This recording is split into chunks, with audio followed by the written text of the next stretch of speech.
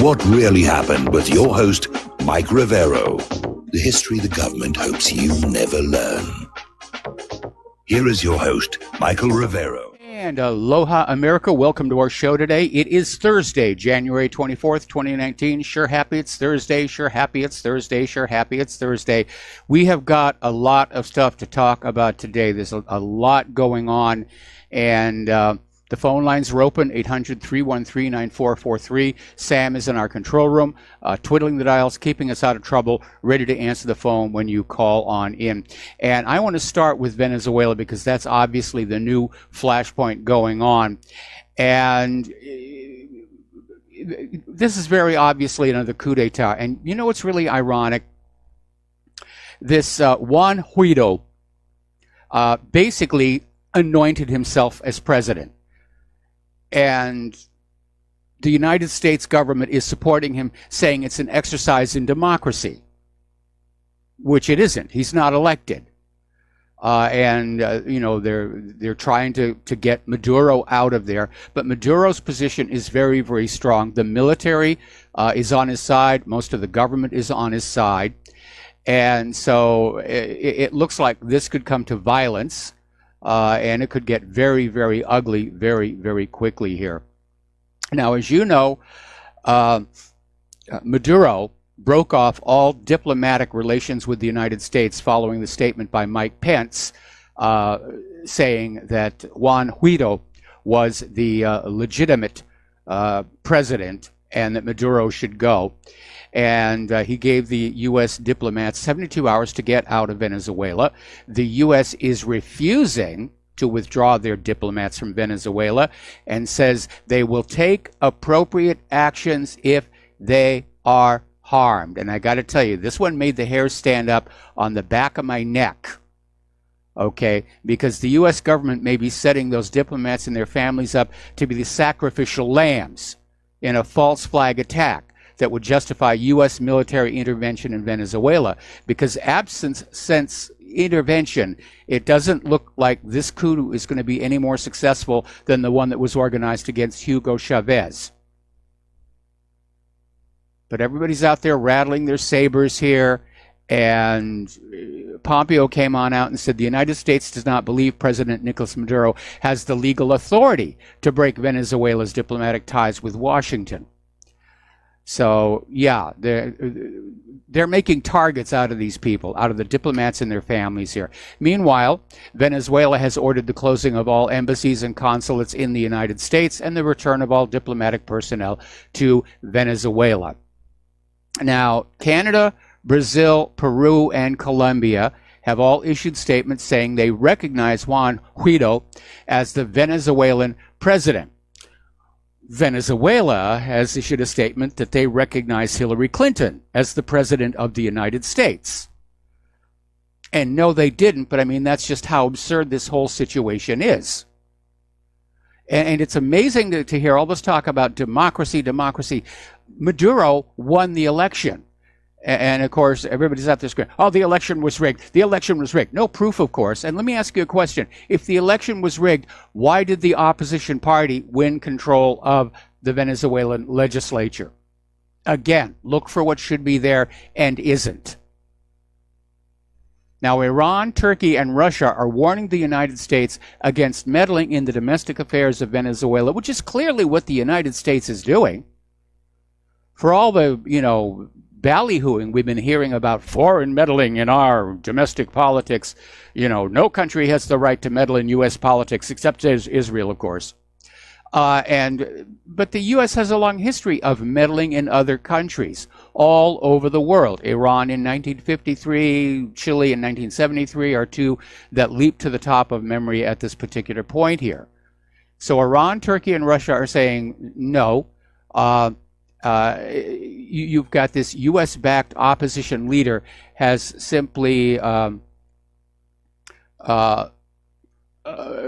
basically anointed himself. He said, I am now the president here. And let's see, apparently China has now chimed on in, slamming U.S. interference in Venezuela. Okay. All right. I am, let's see, not seeing it. Somebody was just sending me something. All right, let's get on back to this thing. So we're talking about all this foreign interference that's going on. Now, Vladimir Putin has come on out with a statement. He's supporting the elected government of Venezuela, and he's criticizing the destructive external meddling to which the country has been exposed. And we're not talking about just this recent coup d'etat. The United States has been trying to destabilize Venezuela going all the way back to Hugo Chavez, including one failed coup attempt. The reason conditions in Venezuela are so terrible. And by the way, Fox News was running this story where they said, this is how bad things are in Maduro's Venezuela. And they showed a chicken and a big pile of paper cash that you need to buy one. That's the result of the economic warfare and the economic sanctions imposed on Venezuela by the United States. The U.S. has created this mess to blame it on Maduro to drive it from power. And Trump should not be going along with it because he is basically setting a precedent for the same thing to be done to him. Just think about that.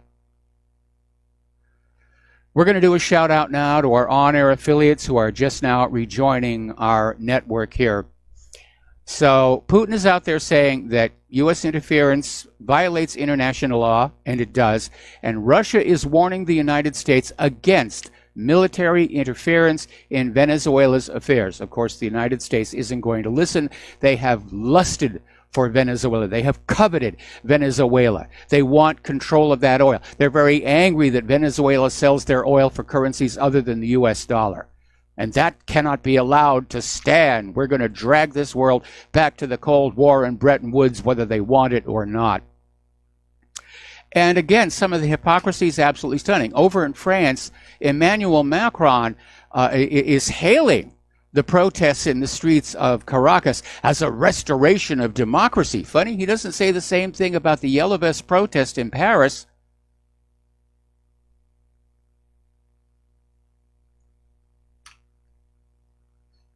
So very clearly, all these many okay, apparently Mike Pompeo has just offered the opponent candidate in Venezuela $20 million in financial support. Yeah, that's definitely meddling in their internal affairs here. And they're really pushing as hard as they can, and they're going to get a lot of people killed, is what's going to happen. But the U.S. government doesn't really care. Look how many people have died in Afghanistan. Look how many people died in Iraq. Look how many people are dying in Syria. They just don't care.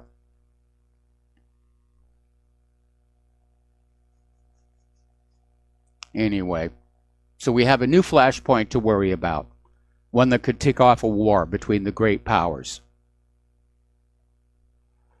Another article, this one's coming out of IntelliHub. World War III cometh. Syria is threatening to bomb the airport at Tel Aviv.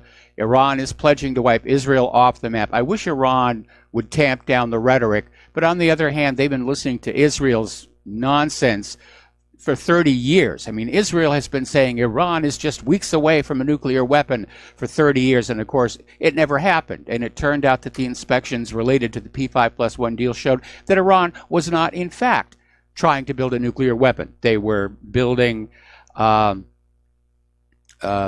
fuel rods for the power plants they're allowed to have under the Nuclear Non-Proliferation Treaty.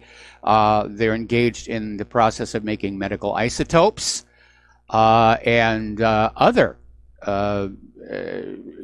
nuclear peaceful products that they're entitled to make here. But Israel wants Iran broken up. They want it balkanized. They want it made weak the way Iraq was. Iran is has a lot of influence in the region, and Israel doesn't want that. Israel wants to wear Sauron's ring and just rule it all. And they have their slaves over in the U.S. government getting ready to send your children and your money over there to do it. Now, Russia and Turkey have reached an agreement to take steps to stabilize Syria's Idlib. Apparently, Erdogan arrived in Moscow yesterday with several of his cabinet members for a day-long visit. And they're saying, yes, there are some serious problems out there. and they're going to work to try and tap them on down. Of course, a big part of the problems in Syria are from external interference, meaning the United States and its so-called coalition here. Apparently, Arab protesters have started clashing with the Syrian Democratic Forces. Apparently, the SDF murdered a civilian. That triggered off a huge protest. And apparently, according to sources, Ahmed al-Zaban, a member of the prominent al-Bukhamis tribe, was killed because he refused to join the Syrian Democratic Forces. Now remember, the Syrian Democratic Forces are one of the U.S.-backed opposition groups. U.S.-backed, U.S.-trained, U.S.-supplied. And this has basically triggered huge protests against the SDF. This is grassroots. This is not government. This is not staged for the media. This is a grassroots support here. Meanwhile, Kurdish forces claim that they've overrun the last ISIS-held village in eastern Syria. Unfortunately, this is the third time they've said that, and it appears that ISIS is employing a technique that was used quite successfully up in Afghanistan by the Taliban. When there was an attack coming on in, don't defend, retreat. Let the enemy take over whatever village it was going to be, and then eventually most of their forces would move on to other operations, and you come back in and recapture the village.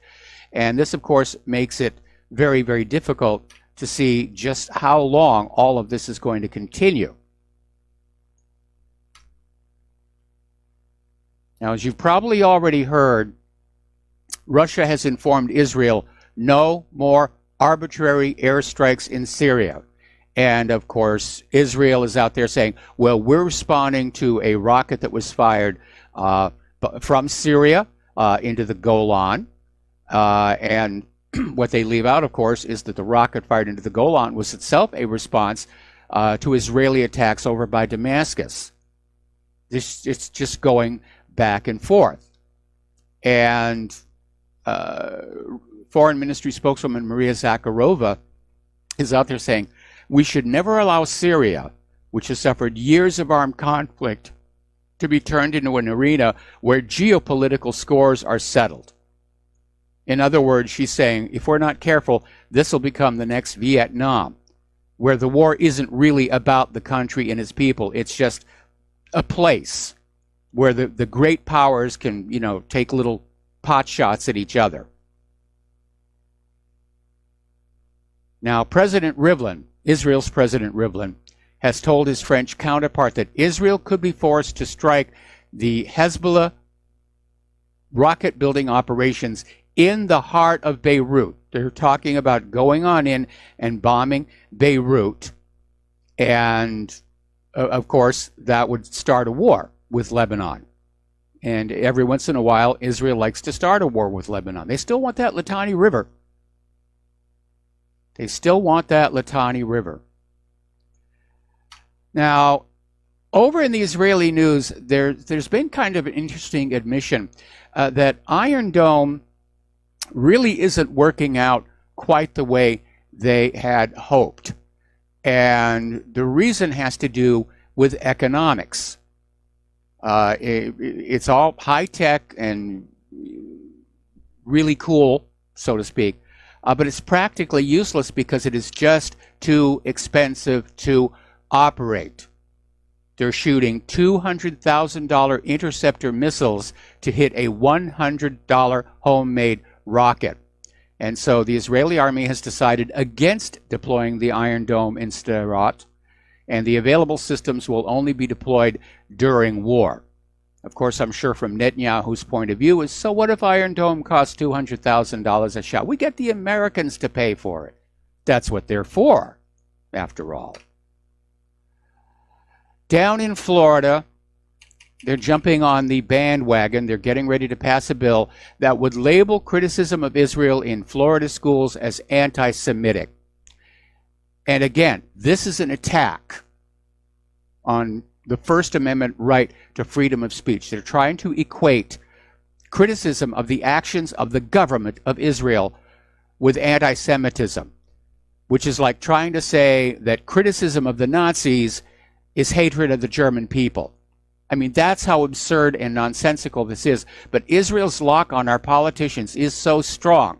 I think this, if Florida does pass this bill and it goes into law, this will be like the 27th state that's gone down that path. But the fact of the matter is that criticism of the government of Israel, or any government, especially our own, is protected by that First Amendment. Now, at some point, this is going to wind up at the Supreme Court. So we'll see what happens there. Getting back on over to Europe, apparently German Yellow Vest protesters are protesting against Emmanuel Macron and Angela Merkel signing this little treaty which aims to bring together the economic and defense policies of France and Germany in a prototype sovereign Europe. This is the beginning of trying to basically get rid of national identities, which are already eroded by the EU, and basically start welding all of these EU member states into a single federalized European superstate. Europe, Europe, über alles. Anyway, so the German Yellow Vests are not happy about that. Okay, now doctors are now saying that the number of serious injuries inflicted by the police on the Yellow Vests is unprecedented. Now, you probably noticed there's not a lot of coverage of the Yellow Vests. It's kind of vanished from the corporate media here in the United States.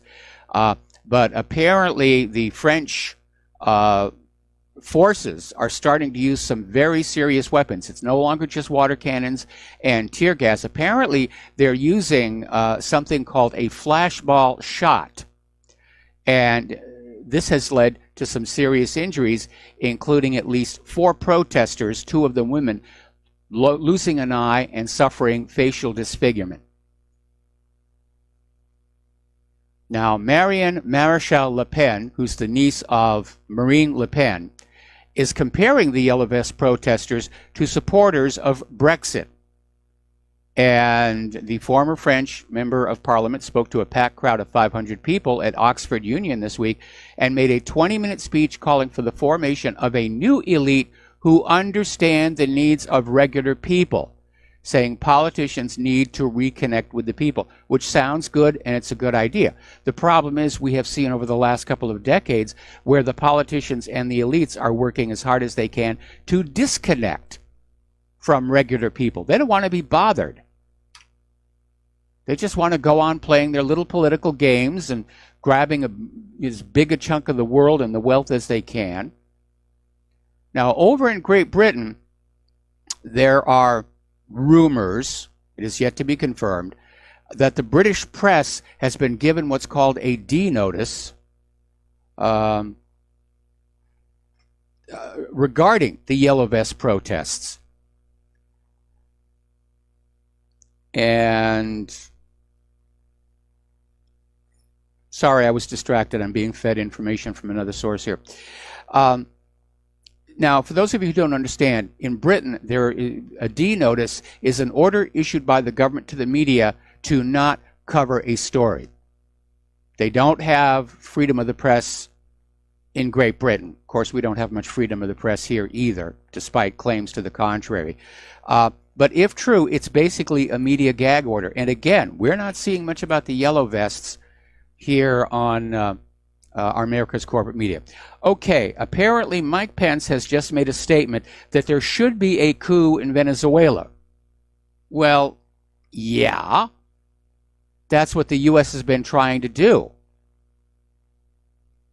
The concern is we may already have boots on the ground in Venezuela, and I would suspect that, yeah, as rapidly as this is moving, we may already be militarily engaged there. All right, we're going to take a break for commercials. We've got a caller waiting on the line, and we'll be right back. Aloha, America. Welcome back to our show here. And for those of you who would like to support Republic Broadcasting, and in these very, very dark times where the corporate media is just selling war, war, war, war, war. I mean, the bashing of Venezuela is now nonstop. Oh, the dictator Maduro. The guy was elected. Okay. But we've seen this same pattern repeated over and over and over again. And right now, the corporate media is totally useless. They're the matrix. So if you want to support Republic Broadcasting, and they need your help right now, more than ever, the postal address to send a check, money order, or if you prefer anonymity, cash, is Republic Broadcasting Network, 2251 Double Creek Drive, number 302, Round Rock, Texas, 78664. The phone number where you can make a credit or debit card donation or pledge to be a recurring subscriber is 800-724-2719, extension 1 during business hours, extension 3 at all other times. I was just looking on the Fox News crawl, and Mike Pence has made another statement basically saying the U.S. will take action in Venezuela, quote, until democracy is restored.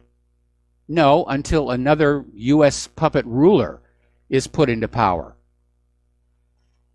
trying to expand the empire. All right, let's take some phone calls, starting with Joe in California. Aloha, Joe. Welcome to the show. What's on your mind? Hello, Mike.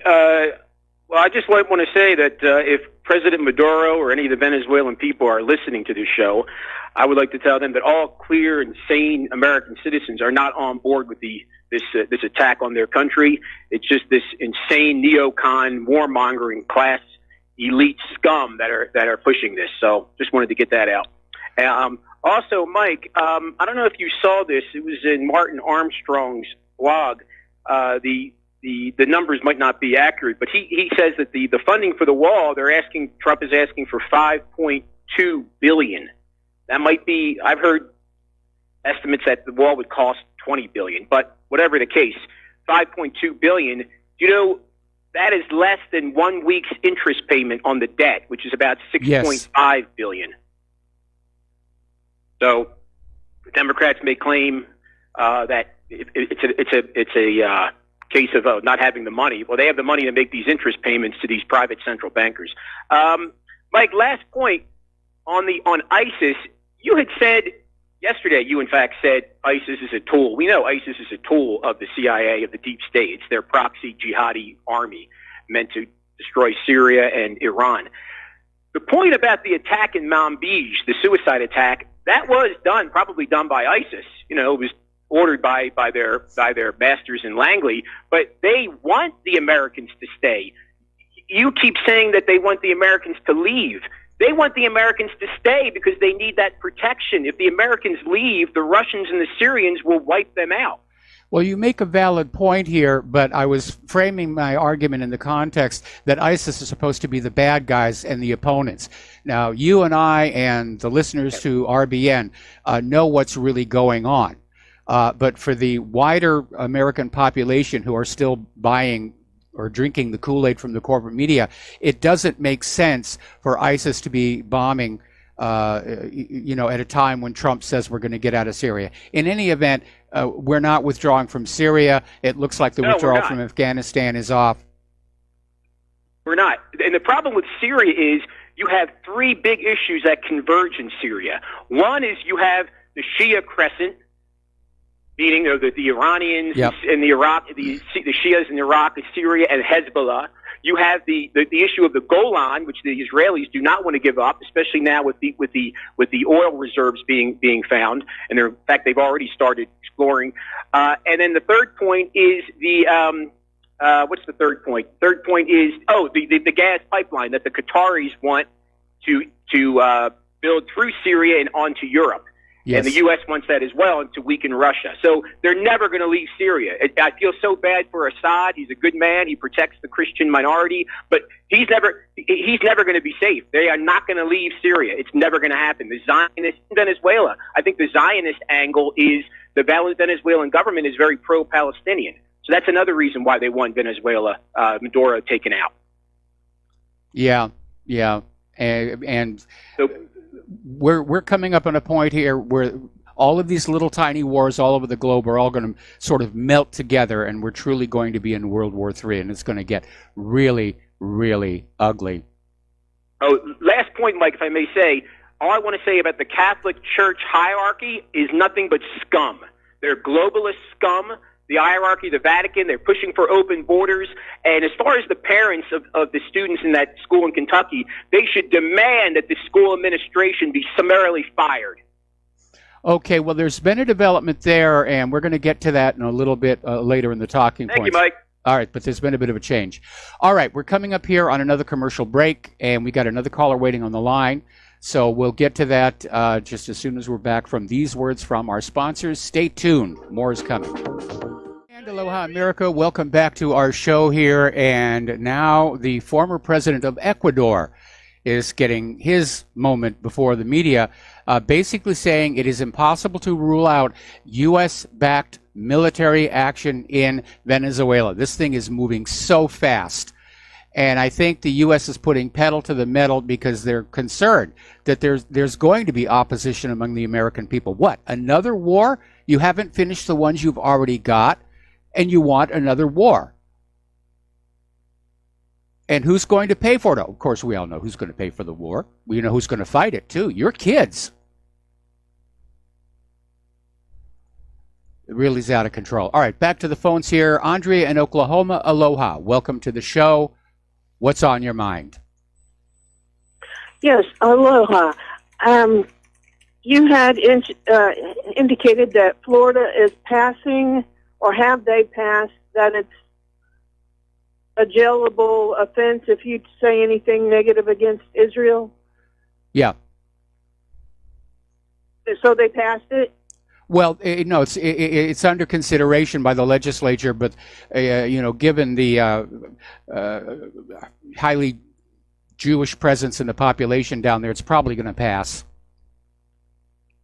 Okay, now what is that? I mean, you're aware of the no-hide law, I'm sure. Yes. And what it means once they are able to get so many states on board with that, and it was passed really bizarre on Christmas or something when nobody else was there but 3 people. How do you see that coming? I mean, and by the way, I just saw you from yesterday, and you've lost so much weight. You're looking so tiny. Well, I'm holding steady. I'm holding steady at about 160. And, again, it took me 2 years to lose the weight. And the reason the weight is staying off is because over those 2 years, I simply changed my eating habits. And that's the key to making a diet work. I mean, you should never crash the weight off and starve yourself down to your target weight because it doesn't change your eating habits. And you just go back to eating what you were eating before in the amount you were eating before, and the weight will come right back on. Well, you're looking very well and very slim and trim. Thank you. But and getting back to that idea, how do you see this affecting that law that needs to be repealed, which I've called my representatives on to see about repealing it, and they all act like they're totally unaware of it and that it doesn't exist at all? Well, I don't. Well, we're talking about laws being passed at the state level. So if you're calling your congressional representative, they may well indeed be unaware of what's going on. But there has been a push a couple of times to pass such a law at the national level, but it always fails. Like I said, this is going to wind up at the Supreme Court. And, even given the makeup of the Supreme Court, I think it would be just a travesty for them to say, yes, there is now an Israeli exception to the First Amendment, because that'll be the camel's nose under the tent. Next, we'll have a vaccine exemption, a GMO exemption, and so forth and so on. Now, does that also mean, like when George Soros, and he's Jewish, that if we were to say anything negative about him, that we could probably see some prison time and so on and so forth? I'm not sure, if we're talking about a national law, it depends on the scope. I mean, the Florida law only applies to schools, at least now. And, it's very vaguely written, and it says you can't single out Israel for criticism, which is code speak for if you're going to criticize Israel, you have to also criticize Palestine equally. Okay.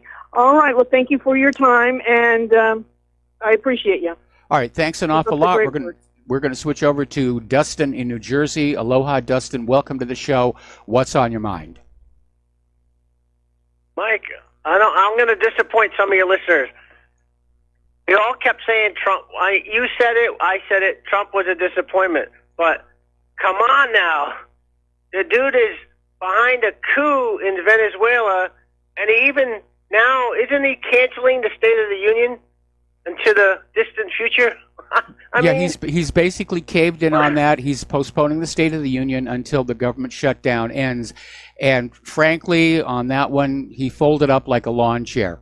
Mike, he sold us out for a couple shekels, Mike. He's just crap now. No, I mean, he just showed once again he's actually a weak leader. He can't stand his ground. And Pelosi is doing a little victory dance around the podium at the House of Representatives that she's showed that she's Butch and Donald Trump isn't. This was all about political points, and Trump folded, threw in his cards. But it makes us look like fools who supported him, because everything he ran on is nothing's going on. Like what? Like it's 2019 already. Yes, he's unelectable. I think at this point. Yeah, I'm afraid that you're right. I can't see unless a miracle were to happen and a new Donald Trump were to emerge in the next month. He's a one-term president, and there are now allegations that he's not really taking the job seriously. That he just wanted to say that he got to be president and he gets to sit in the Oval Office and he gets to do a lot of press conferences and travel around to rallies. And he's just letting the deep state machine run the country. Do you realize we're all being laughed at, right? Like we're played the fools. And Mike, I got to respond to that caller about the segregation yesterday because I know you were trying to get involved with him. You want to be segregated with Nancy Pelosi, Clintons, the Bushes, Mitch McConnells, and the Paul Ryans, and to the blacks that are calling in. I don't think you want to be segregated with, Whoopi Goldberg, Cory Booker, and the Obamas. There's a divide and conquer going on here, Mike, and it's coming to your show. You see that, right? I mean, there's like some. You know what I mean? There's some kind of. I mean, come on, people. No, in hindsight, I should have shut him down a lot earlier. The problem was I was multitasking, and I wasn't paying as close attention to him as I should have, and I should have shut him down a lot sooner. Because callers like that are being sent into the show to try and damage our brand, as it were. And we've gotten lots of them, and it's not just racism and segregation, but saying, the Jews are bad and this is bad. And again, it's part of a deliberate propaganda campaign to try and harm the independent media. Yeah, I'm a white Catholic from New Jersey, Mike, and I have to say, Clinton bombed Yugoslavia. He started a lot of the wars. The Bush was white. He started the wars. Obama was black, started the war. This is not about black, white, Asian, Hispanic. It's about, globalism, imperialism versus nationalism. This is what it's about, people. And everybody need to, really do some basic research before you get all, involved in just screaming one side or the other and what's going on, because you're doing a disservice to the show and to yourself if you don't do any basic research. Yes. Everybody knows calling the show what's going on, and they know what's going on in France, with the yellow vest. It's about elitism, people are tired of it. Yes. It's just, I hope people on calling into the show gets a little more enlightened. Thanks, Mike. Have a good show. Thanks an awful lot. We're going to let you go and switch over to Daniel in Texas. Aloha. Welcome to the show. What's on your mind? Daniel, are you there? Yes. Can you hear me now? I hear you now. Hey, Mike, how you doing today, man? The reason I'm calling is multifaceted, but I'll try to keep it quick. I understand that you are not you're an atheist. Is that correct? Yes. And I'm just coming at this from the completely other end of the spectrum. I'm just literally curious. I'm not really trying to make a point, but at the point at which the petrodollar fails and the people that are currently managing our financial system worldwide and mandating this global empire that we currently sit on top of. I mean, I do wonder at what point. I mean, how long will the shekel be instituted as the main, the new petrodollar before you know? I mean, will atheists regret taking the mark, or it's just such a fascinating well, thing I don't think the shekel is going to be. The globalists have already proposed a global currency, which is going to be called the globo, and it's modeled on the euro, and that's what they're getting ready to try and promote if they succeed in their plans. Personally, it looks to me like it's starting to fall apart. Mr. Rivero, I got to say, for the first time in my life, I really hope that you're right and I'm wrong. Well, it's time will solve that mystery, is all I can say. Amen. Thanks for taking my call, Mike. All right, thanks an awful lot. We're going to let you go, and we're going to get back and do some news here. Remember the Integrity Initiative? Cute little name. Was out there claiming to basically be out there guarding against Russian propaganda and fake news. And then it turned out to be, it was its own propaganda operation. And as of right now, they've temporarily, they say, shut down their website. Partly because WikiLeaks has gotten in there and they have downloaded vast amounts of data as to just what the Integrity Initiative has been doing. And a lot of it is very nefarious. They have been targeting all kinds of politicians who are nationalists and populists.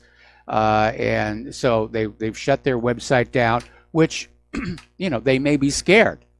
They're exposed here now. A little bit of good news. Okay, 10 days ago, U.S. citizen Marzia Hashimi was arrested at the St. Louis Lambert Airport. She was on her way to visit an ill brother. She was transferred to FBI custody. And yesterday she was finally released, and she's never been charged with a crime. Supposedly she was held as a material witness. Now she's a journalist and an anchor for Iran's Press TV, and it drew a lot of international condemnation. First of all, about freedom of the press, about trying to poke Iran one more time, and about the abuse of the concept of it being a material witness. But she is now out. I presume that she's visiting her sick brother and will be on her way back to Iran in the very, very near future. Over in Russia, they have basically put on display their latest missile, the Novator 9M729. It's called the SSC-8 by NATO. And of course, the United States is claiming this missile violates the Intermediate Nuclear Forces Treaty, which bans either side from stationing short and intermediate range land-based missiles in Europe. Russia is denying it, saying the missile's range is too short, puts it outside the treaty, and has accused the United States of inventing a false pretext to get out of the INF, which is what the U.S. wants to do so they can start developing, the United States can start developing new nuclear missiles. Now, Washington has said it's going to pull out of the INF unless Russia verifiably destroys this whole new missile system, which, of course, Russia's not going to do that. They've invested quite a bit of work and money into it, and from their point of view, it is within. It's fully compliant with the INF Treaty. Its maximum range is 298 miles. Now, the Russians offered to let the United States look at this missile. Come on over, take a look. Satisfy it for yourself. The United States said no. The Russian Defense Ministry said diplomats from the United States, Britain, France, and Germany have been invited to inspect the missile. They all declined to attend. We don't need to look at the facts. We have already decided what the story is here.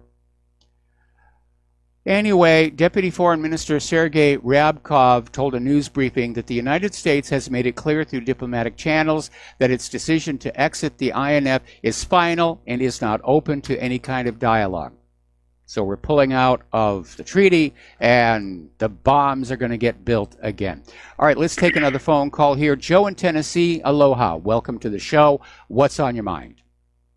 Hey, Mike, it seems to be like everybody's kind of running me down like I'm some kind of a set-up government guy.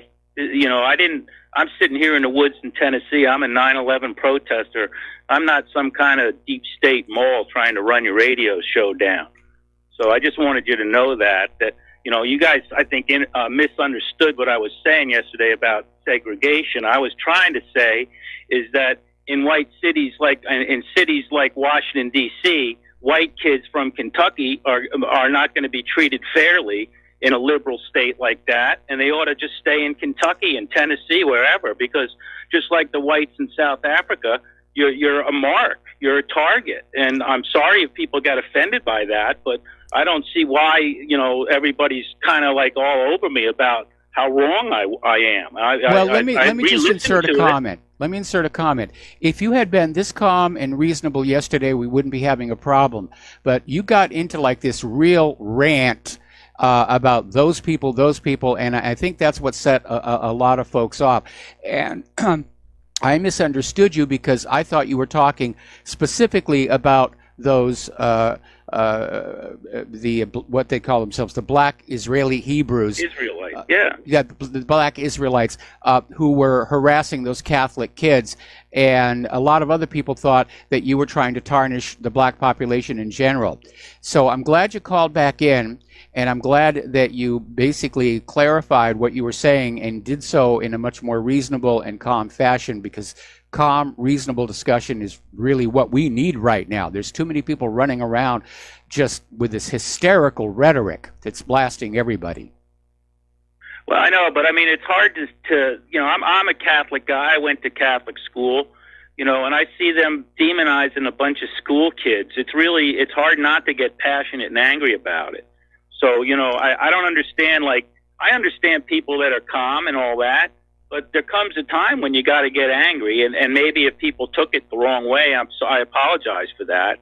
But, you know, if you're not angry and if you don't stand up sometimes, then it almost gives license to people to keep going further. I don't know when they're going to stop. Well, unfortunately, Joe, we're at a commercial break here. I just want to say this. When you let yourself get angry, you start making bad mistakes, and you're on the path to losing. Anyway, Joe, thank you for the phone call. We got to take a break for commercials. We'll be right back.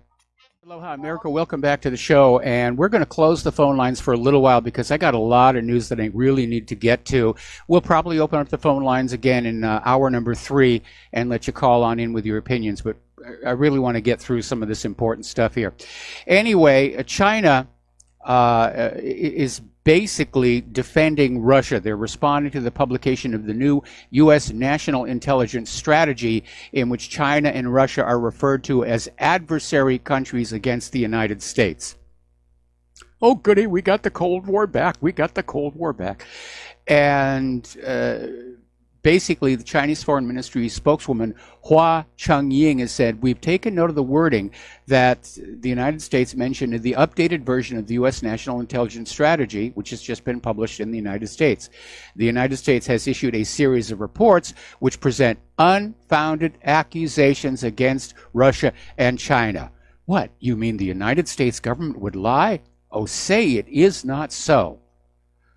Chunying urged the United States to make further efforts to strengthen mutual trust between the two countries and maintain international peace and stability. Well, that's not what the United States government wants. It's not what the military-industrial complex wants. They want war and chaos. One of the better Tom Clancy books, when he was just first starting on out, was called Red Storm Rising. And you can probably still find it in your used bookstore, or maybe it's still being sold in the brand new bookstores. And it's basically about a hypothetical war between Russia and the United States. And it basically begins with a monstrous fire in Russia that destroys a major oil facility and results in an oil shortage. And the Kremlin, the Politburo, gets together and says, you know, well, we're going to have to replace that oil from someplace. And the financial people are saying, we do not have the money to buy the oil we need. And then one of the other members of the Politburo says, then we must take it. And in another case of life imitates art, we seem to be in that same situation. The United States wants oil. They want to control the oil. They want, rare earth minerals out of Afghanistan, but they don't have the money to buy it. They can't engage in trade. So they're going down the same path that Tom Clancy theorized for the Russians in Red Storm Rising. And it should be worth noting that in Red Storm Rising, the Russians lose. So something you may want to take to heart. Over at the United Nations, Antonio Guterres is saying that ties between the U.S., Russia, and China are essentially dysfunctional. They're just out of kilter. And Guterres said, we no longer live in a bipolar or unipolar world, but we're not yet in a multipolar world. Power relations are becoming unclear. And he is saying countries should be working together, which he's absolutely right. And of course, that's what the United Nations is supposed to be about. Everybody working together, peace through commerce. Over in China, the U.S. Navy has once again sailed their vessels through the Taiwan Strait, despite Beijing's past warnings, insisting it's a freedom of navigation exercise and we're going to cross the Taiwan Strait because it's in accordance with international law. It is a provocation. And I'm sure a lot of people are going to say, what is the United States doing all the way over there on the Western Pacific? We have our own coastline. We got to take a break for station identification. We'll be right back. And aloha, America. Welcome back to our show. Now, over at the Pentagon, they are claiming that Russian air defenses are changing the U.S. calculus abroad. Now, over the last 2 years, we've been screaming about claimed Russian election meddling and disinformation campaigns. The Kremlin has been busy establishing air superiority in places where U.S. aircraft used to be able to operate with impunity. And now the Pentagon is sounding the alarm, according to this new report in the Wall Street Journal. And they're screaming about Russia's S-400 anti-aircraft missile system. And that they're admitting this is a potent air defense system. And they're describing it as Russia is erecting a new Iron Curtain in the form of a series of air defenses stretching from the Arctic to the Middle East. Well, if there was a country in the world that just seemed to be intent on invading everybody they came across, wouldn't you want to build up your defenses? Would make sense to me. This one's going to wake up a lot of people. This is from military.com. And apparently the National Commission on Military, National, and Public Service, which was created in 2016, is weighing whether or not women should now be required to register for the Selective Service System. Men already are. Now, there is no draft yet, but the purpose of registering young men is so that they are available to be drafted almost immediately. So, according to military.com, this commission released a report that basically has some radical proposals in there, including registering women. Supposedly they included on the list whether the draft system or the selective service system should be scrapped entirely. That one's never going to fly, not with all the wars we've got going. And the way things are going, yeah, they're seriously talking about drafting women. It's not just your sons, it's your daughters they're coming after. Over in France, one of their TV stations, France 4, has created a game show for teenagers that is supposed to be teaching children about Russian fake news. And the show is called Escape News. It was launched last year as an escape room type game for teenagers. And the program has a motto, avoid the traps of the info, but the way it's doing it has been called into question. In fact, much of the program seems to be fake news itself. But it looks like they're trying to basically get to the teenagers before the teenagers get to their web browsers and find out what's really going on. I think it was Senator Hiram Johnson who said truth is the first casualty of war. And we're seeing that right now. There's a war on the truth. There's a war on anybody's point of view other than that of the war machine here. All right, domestic politics, and I'm sure you've probably heard by now, the Senate voted down both bills that were intended to get the government going again. And the Republican-backed proposal and the Democrat-backed proposal, neither one got the 60 votes needed to pass. So the shutdown continues, and Trump's border wall remains unfunded. Everybody's screaming politics. Apparently there was some crossover. Over in the House of Representatives, there was a bill introduced to give federal employees one of their missing paychecks. That got voted down by 222 Democrats, including the Democrat who first proposed the measure, Nita M. Lowey, Democrat of New York. So word has gone out from Petty Pelosi, there'll be no budging. There'll be no giving on this at all. No compromise. She wants total capitulation by Donald Trump. And here's, as we mentioned earlier on one of the callers, President Trump has now postponed the State of the Union and says he will address Congress after the shutdown ends. He basically folded up like a lawn chair on this one. And the optics are really bad. It's going to send the message to the American people that Trump is weak, that he can't stand up to Nancy Pelosi. And of course, Nancy Pelosi is dancing a victory dance around the podium in the House of Representatives.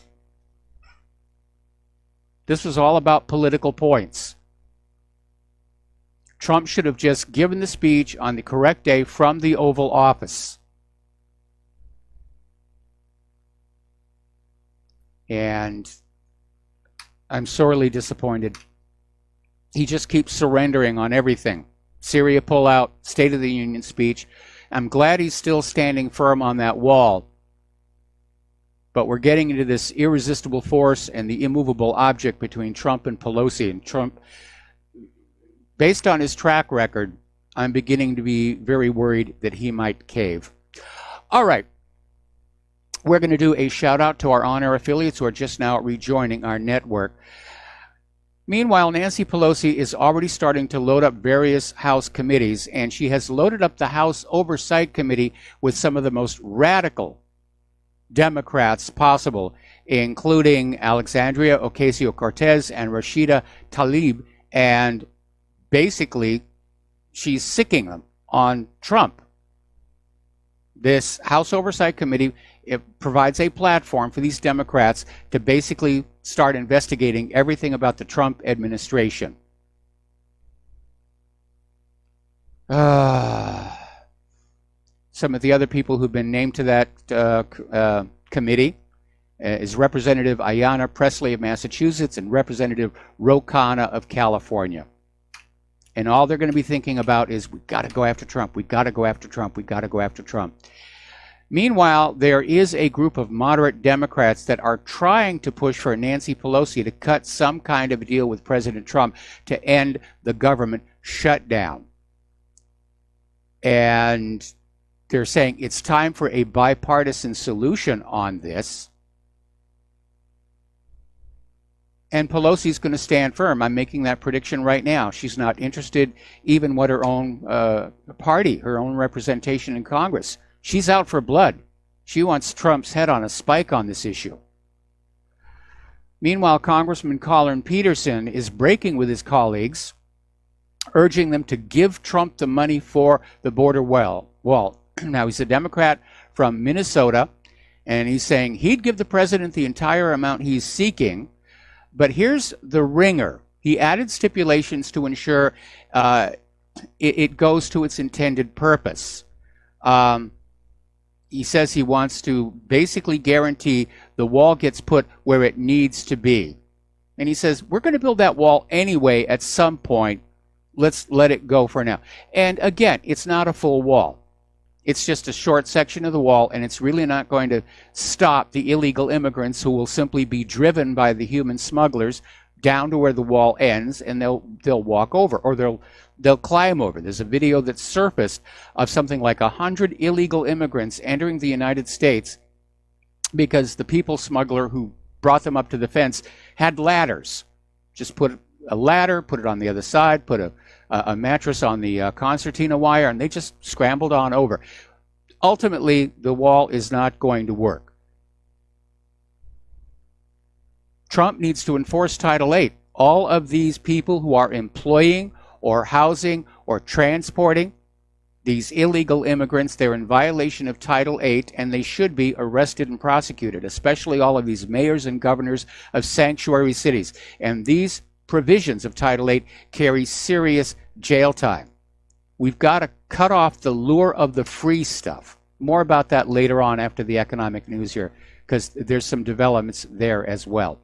Now, U.S. Commerce Secretary Wilbur Ross said that he doesn't understand why some federal workers are turning to food banks and homeless shelters to feed themselves and their families. And he said they should just get loans. You know, they might have to pay a little bit of interest, but the banks and credit unions will be making credit available to them. Now, this guy is worth $2.9 billion, and I think he just had his let them eat cake moment. I mean, that statement shows how clearly out of touch this guy is here. All right, getting back on over to the Covington students Make America Great here. Alyssa Milano, who's an actress and a leftist, basically is smearing the millions of Americans who support Donald Trump, saying that the red MAGA hat is the new white hood, meaning Make America Great Again is now being equated to racism. It's kind of weird. When did patriotism become racism?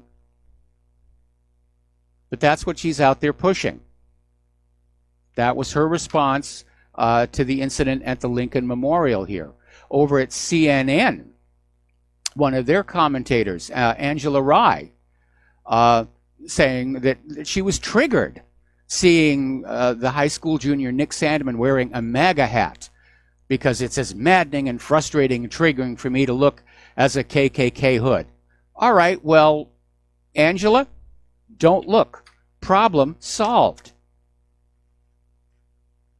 If things are triggering you, don't look at them anymore.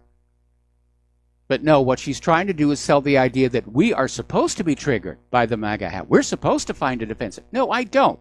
I don't find anything offensive with the idea of making America great again. In large part, it's been part of what this show and website has been about. For the quarter century, the website's been running. For the decade that I've been doing radio, it's about finding a way to restore America to the republic with a democratically elected government that it used to be, with strong manufacturing, good agriculture, opportunity for all.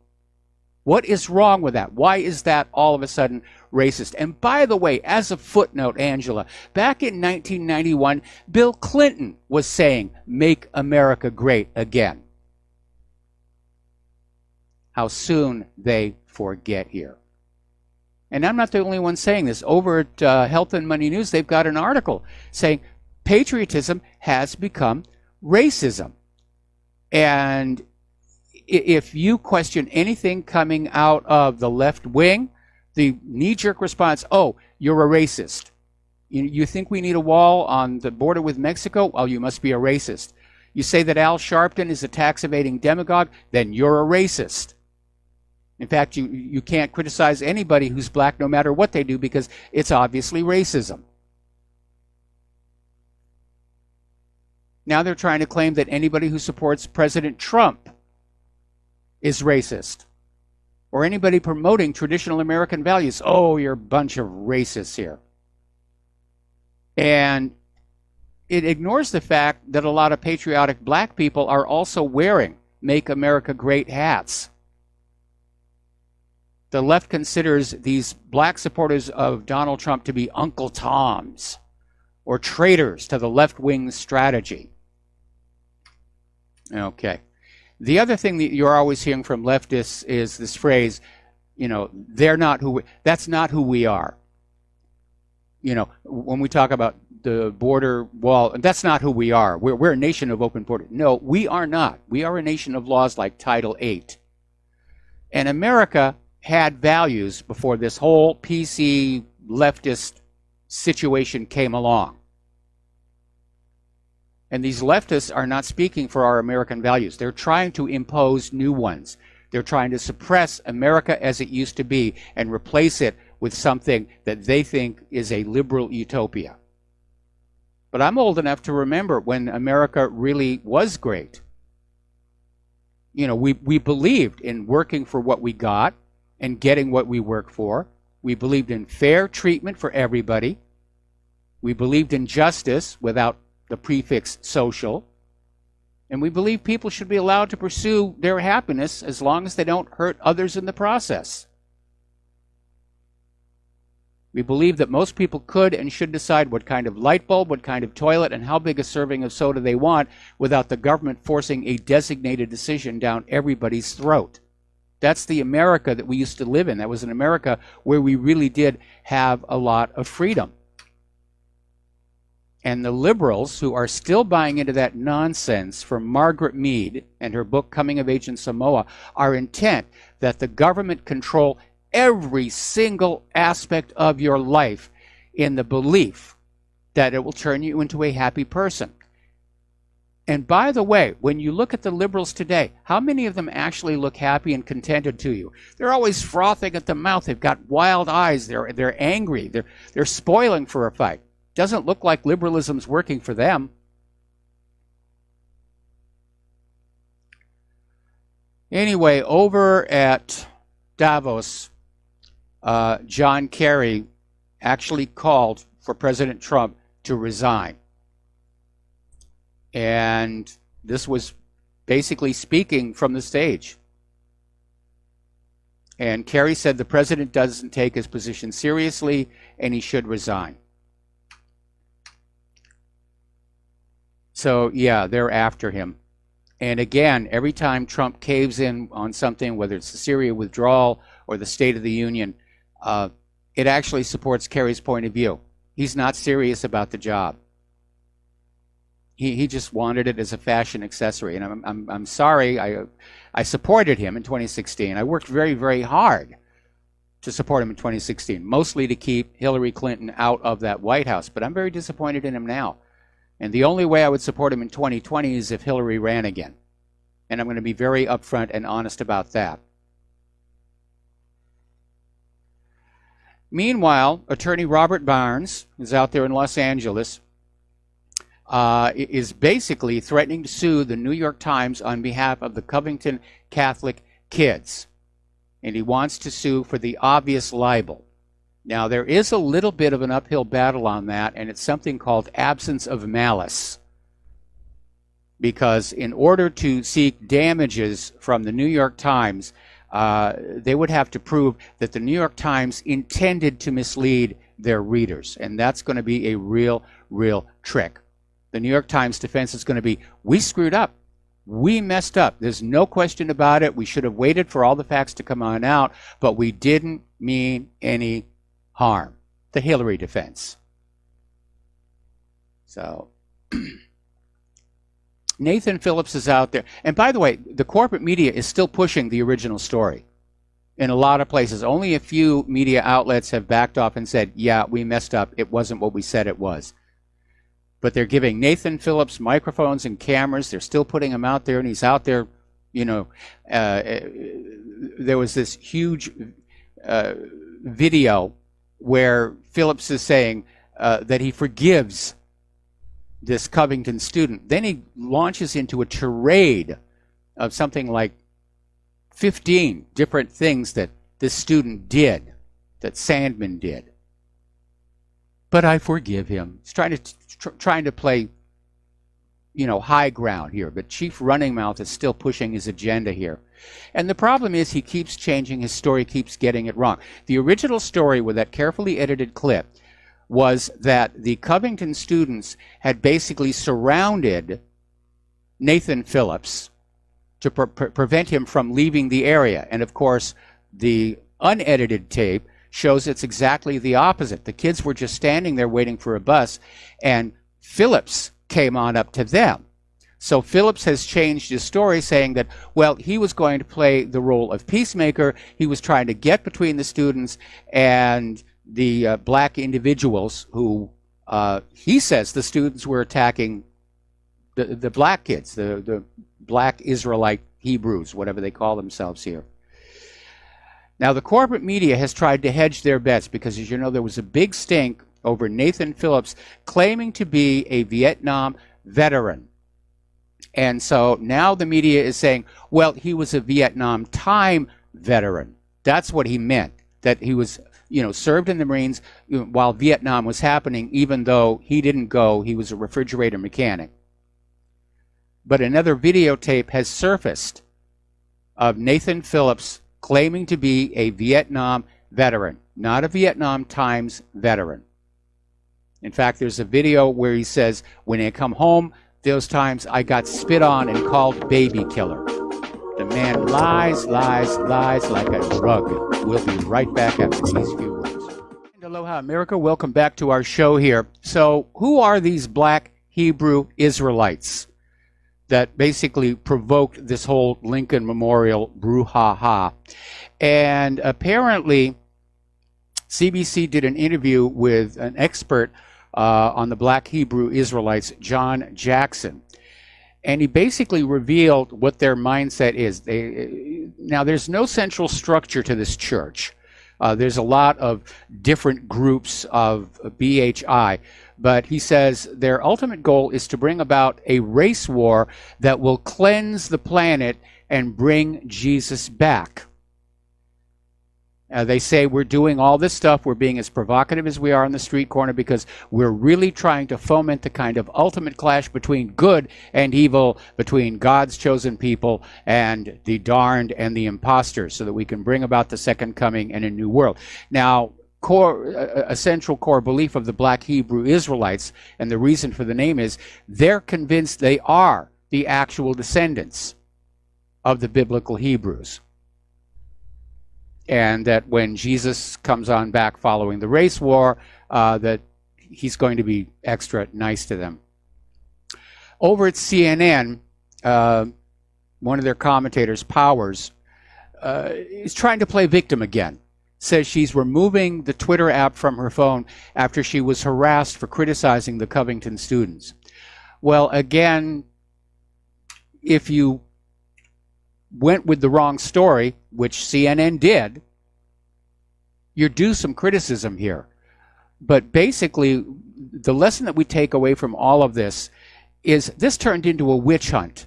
One carefully edited video and a claim on social media, and it just exploded.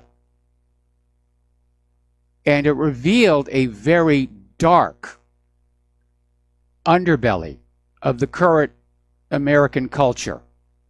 That we just leapt onto this thing and said, oh, we've got to demonize these kids, the MAGA hats or the new KKK hood, and just going with it. Anyway, now, little bit of good news here. We had been talking about how the Covington Catholic High School, the bishop who's the administrator of the school, had basically stood firm. They had issued all of these condemnations of the students and said these students are not, their behavior is inconsistent with the teachings of Cathol and so forth. And no statements following the revelation that the video was taken completely out of context. Well, that's now changed. All of the criticisms that had been up at their website have now been taken down, and the Diocese of Covington has released a new statement in which they announce both the temporary closing of Covington Catholic High School for safety reasons, and they are launching a third-party investigation into just what did happen over there at the Lincoln Memorial. And that, I think, is a really good thing. Back in Washington, D.C., Representative Sheila Jackson Lee has resigned from the top post of the Congressional Black Caucus following a former employee's accusation that she was fired for reporting a rape. So there was this lawsuit filed by a former aide to Representative Lee alleging she was fired after reporting that an employee of the Congressional Black Caucus Foundation raped her. And the litigant says that Lee deliberately fired her after she let it be known she was planning to sue the foundation. Now, Lee has stayed relatively quiet on the issue, but that didn't stop the pressure on her to step down. And according to the New York Times, she's not only stepping away from the head of the Congressional Black Caucus, but one other powerful position inside the Congress as well. So she got knocked down a few pegs here. As you know, Monday, Senator Kamala Harris formally announced her campaign for the presidency in 2020, which didn't really surprise a lot of people. She's out there claiming that she's rejecting corporate funding. But boy, is she out there already schmoozing the mega donors. And it does seem like she's basically following Hillary Clinton's playbook. And you know, Harris is actually rather unpopular among Democratic and left-leaning voters. And a lot of liberal pundits have blamed her unpopularity on expressed racism and sexism. But apparently Harris is actually less popular among African American than Caucasian Democrats. Now, do you remember Cory Booker? During the Brett Kavanaugh confirmation hearings, he leaked committee confidential documents to try and build more pressure on Kavanaugh to be rejected or step down. That was a violation of the rules. And there was a complaint filed with the Senate Ethics Panel. They've just come on out and said, well, we're not really going to do anything. Judicial Watch basically had filed the complaint, and the Senate Ethics Committee, specifically the Chief Counsel and Staff Director, Deborah Sue Mayer, came on out and said no further action is appropriate in response to Booker's unauthorized release of the confidential documents. So they are, in fact, protecting their own. Meanwhile, Roy Moore is saying to expect Kavanaugh-style smear tactics used against the GOP in 2020. We'll be right back after these words from our sponsors. And aloha, America. Welcome back to our show. And I guess we can go ahead and open up the phone lines now. I've gotten through a lot of the important stuff. There's still important stuff to come, though.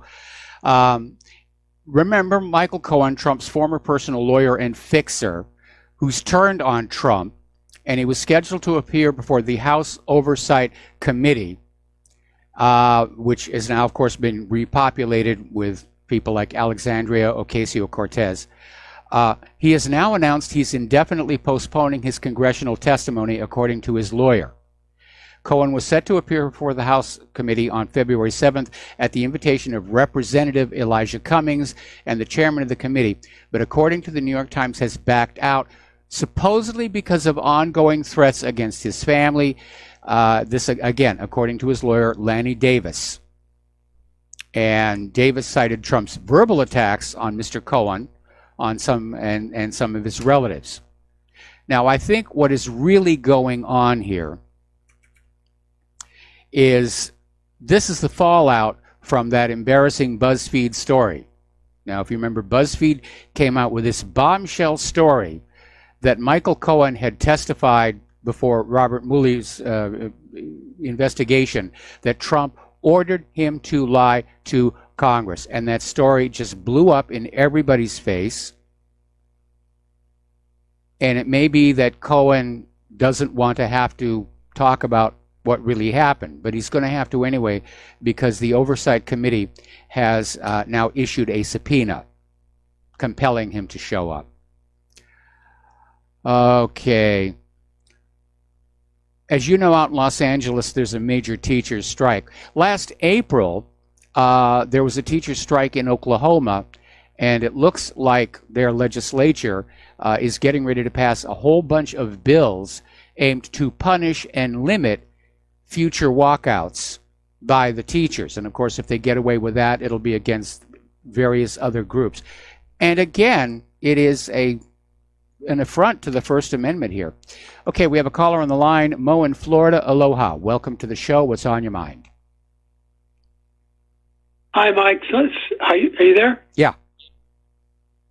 Mike, you're one of the smartest guys I know. You know, I love calling into your show, and I never really miss it unless something comes up. But I think this whole thing is just so obvious. It just falls into this Saul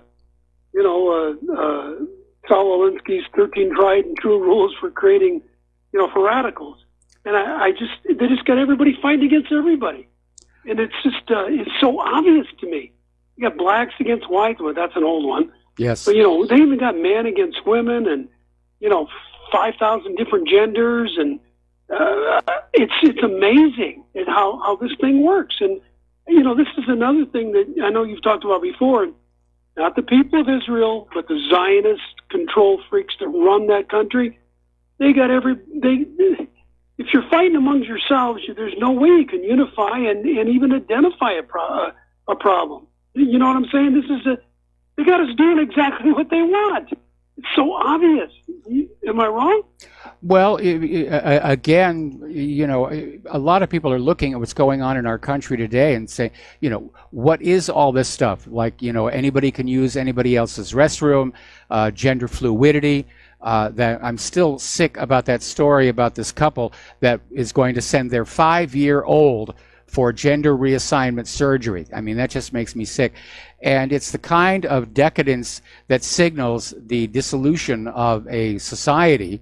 You saw bizarre behavior like this back leading to the fall of Rome. I mean, what's going on in this country today makes Rome under Caligula look like a tea party in comparison. It's just wildly out of control. It's about keeping us divided and conquered against each other. It's about keeping us in a state of disconnect from what's really going on around us. They've invested a lot of money and a lot of propaganda in this. And I don't know how successful it's being. Because it's hard to get the measure of what ordinary Americans are thinking, because you can't trust the polling that's coming from the corporate media. They're lying in the first place. They're going to lie about the polls. But my sense, talking to people around here, and that's what you should all be doing. Forget the polls, forget the corporate media. Just talk to people around you and say, what do you think about all this stuff? And get a read, as to what people around you are thinking. And my read is that Americans are getting rid of all this nonsense. We know that trust in the government is at an all-time low. Trust at the corporate media is at an all-time low. And I think throwing another war on top of the woodpile right now could be the straw that breaks the camel's back. Because Americans are war-weary. We've been at war all over the world for going on 18 years. We're still stuck in Afghanistan, Syria, Iraq, Libya, Yemen. 40% of the nations, according to National Geographic, the United States currently has military in 40% of the world's nations. And I think the American people are tired of living under a wartime economy. And I think they're tired of being lied to now that they know that they're being lied to. And I think they're tired of all this just absolute nonsense about gender fluidity and so forth. Yeah, that's exactly why people call into your show and follow your show, Mike. And I hope everybody keeps this thing going, because it gives you a voice. I mean, okay, I do talk to my neighbors, and most of them don't. They're either religious Christians, and they don't know what the heck's going on. But the bottom line is, yes, it's divide and conquer. This Venezuelan thing is so freaking bizarre. I mean, what the heck did other than Ron Paul and guys like you? I campaigned for Ron Paul for both elections, and really busted my butt. And I remember when Trump came out and said he's a good man, but he ain't got a chance. Because it does make you want to give up. I'm not going to give up, Mike. I'm a patriot like you. Yep. But it does make you sometimes just want to throw up your hands and say, the hell with it. Where can I move? But there's nowhere to go. No, that's the problem with the world war. The whole world is at war. No matter where you're going, there's going to be landmines and bombs and rapidly moving metal projectiles passing by your ear. Well, Mike, I tell you one thing. I know you never had kids, but that's a damn shame, because you'd have been one hell of a father. And I wish I'd have grown up with you as my dad. I'll tell you that, and that's all I got to say. Oh, well, thank you very much. I find that very, very flattering here, and we're going to let you go. And interestingly enough, somebody just posted a story to whatreallyhappened.com. This is from patriotrising.com, and it points out the rather odd timing and why there may be such a rush to get U.S. military into Venezuela, because apparently just a few days before the U.S. attempted the overthrow. Remember, there was an attempted military coup that fell apart. Now they're out there just putting pedal to the metal. Apparently, Venezuela had agreed to allow Russia to mine gold in Venezuela. And that may have been what sparked this whole thing off. Okay, CNN is now reporting that the Trump administration is preparing a draft proclamation to declare a national emergency on the southern border. And apparently the White House pool, the journalists, has just been called in rather unexpectedly. So there's going to be an announcement there. All right, let's switch over to Peter in Los Angeles. Aloha, Peter. Welcome to the show. What's on your mind? Well, what I want to talk about, Mike, is somewhat related to what apparently Trump's about to talk to about the southern border. We just had a teacher strike in Los Angeles. Yes. Last for 6 days. And part of what the teachers were trying to do was the higher the attendance rate at the schools, the more money the schools get from LA Unified. So it worked out that the schools were down to about 10% of students' attendance. So the LA Unified lost millions and millions of dollars. And that's one of the reasons why they settled. And I do some work for LA Unified, and I talked to many of the teachers, and I tried to tell them that this is the last hurrah that you'll get. They settled the strike. It was for less than they wanted, but, they did get a raise. But I said, well, look, unions are dead. It started with NAFTA. Citizens United absolutely killed it. There's no way that unions can keep up with the kind of contributions that the corporations and the billionaires have. But the other thing is, the reason why they're striking is class size, and they couldn't afford, they can't afford to service the population that they have, because, and this is 10 years old, 30% of LA Unified enrollment are the children of illegal aliens. And I said, as long as that keeps going on, right? Yes. This will not, it's never going to stop. It will just, those classes, they went down from 35 to 25. They're going to go up to 35 in 3 years. And you know what? The union won't be able to handle it. And by the way, I said, one of the things is, where are they going to make up the shortfall for all the attendance, lack of attendance, right? The millions and millions of dollars. They can't get it from the local population. They're going to have to get it from the feds. Yes. So LA Unified and Garcetti and all these guys, the mayor, are going to have to go to the education department under Donald Trump and say, we need more money. We need a lot more money, and we want you to give it to us. And he's going to say, well, you know what? Why should I give money and take money away when you've got this sanctuary law? And that's the problem here, is we've got all these illegals in school that cost more. They have special textbooks, they free lunches, free breakfast, bilingual teachers, and all that. It costs more than the average student. But, and you want me to then make up for this when you've been ignoring federal law, and that's the problem. And you want me to take it from districts around the country that aren't ignoring federal law, do not have that problem, to give it to you guys. And it kind of resonated with the people that I've talked with. But what do you think about that? Well, you're absolutely right. I mean, a big problem with the LA school system, and yeah, part of it is they love having the illegal immigrants and the illegal immigrant children in the classroom because it supposedly entitles them to more money. The problem is the money isn't there. It's costing the school district money that just does not exist. And you're absolutely right. When you go to people and talk about this issue, and you talk about all the freebies that are going on out to the illegal immigrants and say, does it make sense for the government to take stuff away from the legal American citizens to give to the illegal American citizens? And of course, the liberals are going to say, oh, well, we have to help them. We have to take care of them. You're just being a racist. No, I'm not being a racist. Illegal isn't a race. We've got to take care of our people first and foremost. Some of these illegal immigrants are getting benefits that legal American kids can't. And it's really just gone on way, way too long. Well, not only that, Mike, it's again, this is a sanctuary city and a sanctuary state. And they are ignoring obviously the immigration laws, the federal immigration laws that, by the way, California's legislators and senators had a chance to vote for and apparently lost, but and now are not abiding by that legislative decision.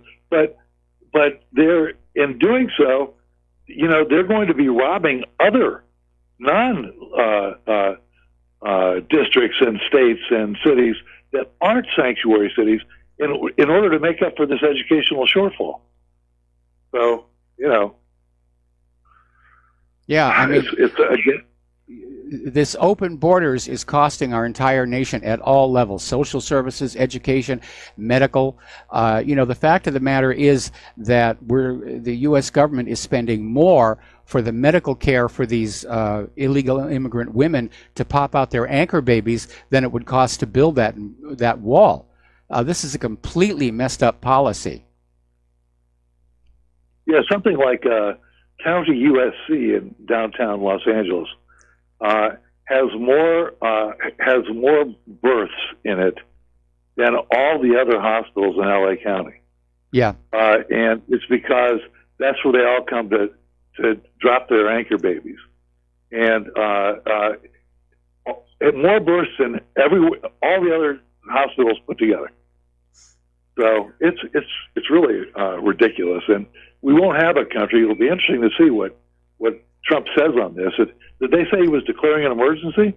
Well, CNN is reporting they prepared a draft bill to declare an emergency at the southern border, and the press pool has been called in unexpectedly. So we'll see what's going to happen. Now, Trump was just on the air a few minutes ago here on Fox talking about we need to have the wall. So it looks like he's going to try and do an end run around Nancy Pelosi and get his wall by other means. I wish we'd bring the troops home from Syria and Afghanistan and Iraq and everywhere else and slap them on the border. Well, we need them not just on the border. We need to basically have them help, and I understand posse comitatus, but the Marine Corps is exempt from that. I think so is the Coast Guard. Let's get those people out there in the heartland and start rounding up these illegal immigrants. They're not supposed to be here. And let's send them back to their home. I mean, we've got 3,000 migrants sitting at that fence just waiting for the first opportunity they can to get on through. I mean, it's... that border is a joke here, and the liberals love it. The liberals are openly admitting that they're relying on illegal immigrant voters to hang on to power in 2020, even though illegal immigrants are not allowed to vote. Only legal citizens of this country or naturalized citizens are allowed to vote in our elections. Well, we both know that doesn't work. But, no, it doesn't work. In LA. That was one of the big scandals of 2016, where these Democratic lawyers that were just going from state to state to state, challenging voter ID laws and saying, "Oh, they're absolutely racist, they're unconstitutional," and they succeeded in getting voter ID laws struck down in huge numbers of states. And where those voter ID laws were struck down, Hillary was winning, and where the voter ID laws were kept in place, Trump was winning. Yeah, Mike. I think I may have mentioned before. I've been a multi-precinct inspector, or actually they call coordinator.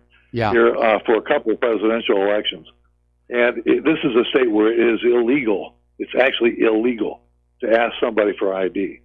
That's pretty sick here. Anyway, Peter, I got to let you go. We got to take a commercial break. The phone lines are loaded up. We'll be back with more calls after these few words. Aloha, America. Welcome back to our show here. We're going to go back to the phones to Jim in Chicago. Aloha, Jim. Welcome to the show. What's on your mind? Hello, Michael. I have a couple of comments. The first one, the bill that the Republicans attempted to pass today, but it failed. Why didn't Mitch McConnell use the nuclear option? If he did that, the bill would have passed. You're going to have to ask Mitch McConnell about that one. There's obviously a lot of backroom discussion going on here, and apparently there were some Republican deserters, as it were, who basically voted with the Democrats on this thing.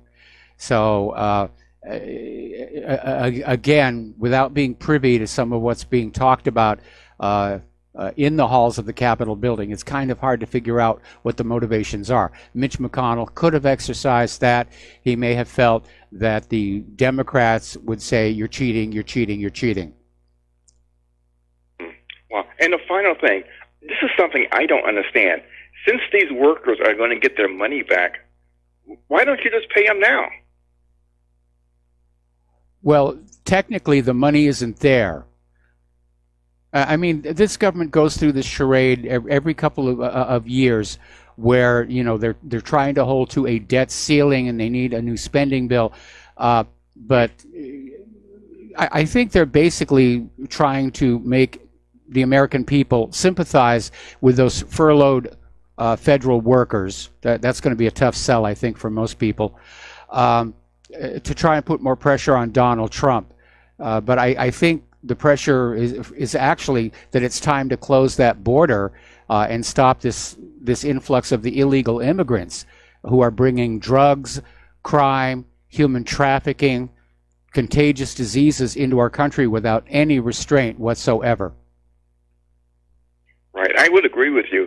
And I'm just curious to find out, what is Donald Trump going to do now? You mentioned that he's going to call for an emergency down at the border. What exactly can he do? Well, if he declares a national emergency down there, there's other funding within the government he can tap into to try and get the border fence built. But until the fence reaches all the way from the Rio Grande to San Diego, it's never going to be effective. And the human smugglers, they're showing up at the fence with very long ladders and just the immigrants are just climbing on over. The only way you're going to stop this problem is to cut off the flow of free stuff, which is what is luring them up here. Right. They want to come up here. They figure they're going to get free stuff. Only a minority of them are actually integrating into our society. The rest of them are kicking on back and just enjoying the welfare and just laughing at the Norte Americanos. Right, and like you always say, just enforce Title VIII. That's all you have to do. So, well, Michael, you take care. All right, thanks an awful lot here, and we've got more callers, but I think I'm going to leave them off until after we get into hour number 3, because we're coming up on the station break here. Apparently, Dave Kranzler of Investment Research Dynamics is out there saying stocks do have more to fall. And the current volatility is a sign of instability. So be very cautious of talk about a strong and recovering market. We're going to take a break for station identification. We'll be right back. And aloha, America. Welcome back to our show here. Hour number 3. The phone lines are open, 800-313-9443. And going back to the phones, we're going to talk with George in California. Aloha, George. Welcome to the show. What's on your mind? Hi, Mike. Hi, Michael. Before I get to my main point, I want to state, whether people really like it or not, that I'm 100% supporter of the theory of human-caused global swindling. For the last 20 years, the theory of human-caused global warming hasn't really panned out, has it? But no, by golly, it really hasn't.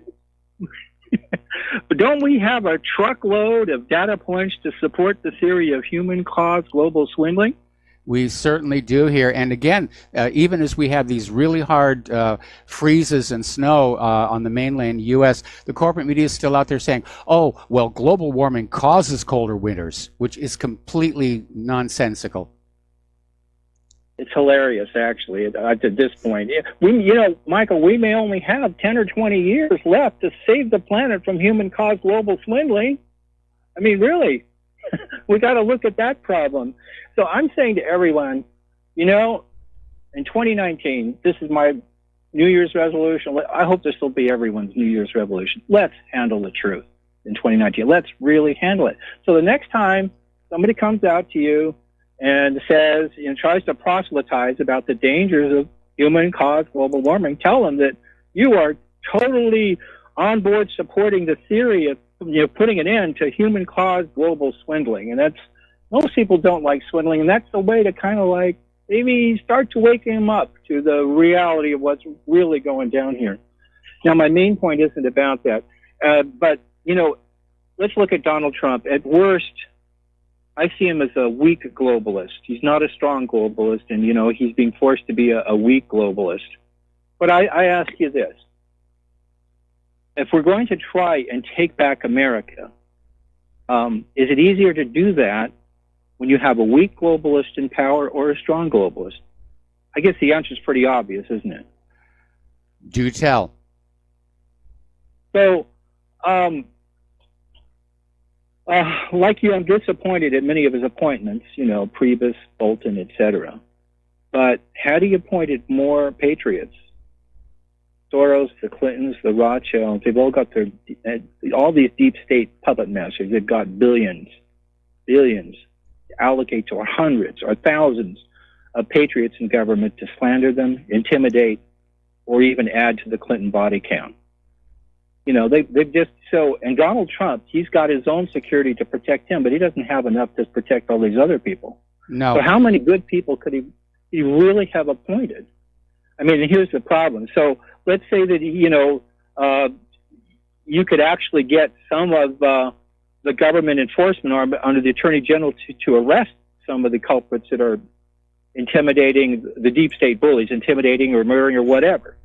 You've still got deep state judges. You can hand a get out of free jail card, basically to, any of these deep state bullies or assassins that Trump tries to bring to justice. So what's encouraging is behind the scenes, he's been trying to put constitutionalists back in the courts as judges. And that number of judges that are good has been ramping up. But how can he really do more? How can he really appoint more good people? Unless he's got enough control over the government to be able to bring down the deep state. Well, he doesn't have that control, and when he won the election, the deep state went into high gear to insulate itself, to isolate itself, or actually to cocoon Donald Trump so that he wasn't able to do anything. And again, there were very powerful interests that were at work on him, and Trump has proven to be a very weak leader. He can be manipulated. And I think that's what lies behind his basically de-emphasizing the Vaccine Safety Commission, which Robert Kennedy Jr. is still trying to move forward on, but of course the corporate media is not reporting on that. Trump has dumped the ball on the Election Integrity Commission, just shut it down, handed that to DHS. He's going to pay for that in 2020. Yeah. It's clear that the deep state is at war with us. Yes. War is groups of people organized to attack and loot, all about looting other groups of people. That is what the deep state has been doing to we the people for many decades, as we know, and you've stated it clearly in all wars are bankers' wars, etc. The war we should be fighting, obviously, is not in Afghanistan or Iran or Libya or Syria. The war we should be fighting, all of us, is the war the deep state is waging against us. And we've got to start doing it. We've got to handle the truth and start doing this. To win a war, strategic sacrifices are a requirement by we the people. So I suggest that we the people put our foot down about building this border wall. Yes, I know it won't stop the free stuff, but it will make a dent in it. If we put our foot down about building this wall and ending this shutdown, we the people could generate the leverage Trump needs to make the rhinos and the dinos, which nobody talks about the dinos, which most of them are these days. Yes. Shutting down the rhinos and the dinos on the deep state. Here's how I think we could do it, and I want to get your feedback and the feedback of the listeners on this. Imagine 20 million subscribers call their cable TV companies and threaten to cut their cable service in 1 week if the border wall isn't funded. And imagine these same people refuse to restore their cable service until the wall is funded. Well, if we could organize the American people to do that, it would be very, very effective. Of course, right now Americans are cutting the cable. Cable TV companies are screaming. Everybody's going over to streaming services that come in over the internet, and the cable TV companies are in fact in decline for that very reason. But again, I really am looking at what's going on. With the gamesmanship, the factionalization, and to me, it looks like this government and our entire culture is just tearing itself apart. And there's going to be a crash, and I don't mean just economically. And what we really all need to be doing is to be prepared to deal with a period of hardship, like what happened after the Soviet Union collapsed. While those of us of good intent get together and restart this country on the original Constitution and the first 13 amendments. And one of the things we're going to have to do is say all of the career politicians from the previous system are barred from holding office. Yes. And I want to continue this thread in line with what you're saying. Okay, if these 20 million subscribers, take their $50 a month they spend on cable TV and or streaming services and or going to the movies for Hollywood and so forth, and start paying that. First off, maybe to save up some stuff for themselves so that when the hard times come, yes, they can survive, and or send part of it in the GoFundMe for RBN, GoFundMe for the wall, or support RBN, or Rhino and Dino Free Patriot super PACs, which need to be created. Yes. Now that 20 million times $50 a month on average, that's $1 billion a month. $1 billion a month, less to big media, which is owned by the cable companies, or vice versa. They're on this, and if it all went to a GoFundMe for the wall would be paid for in 5 months. Unfortunately, unfortunately, the GoFundMe that was started for the wall closed down because it didn't reach its goal within the allotted time. And so all that money has now been sent back to the people who donated. But there was quite a bit donated, which I think is a good measure for how the American people feel about this issue.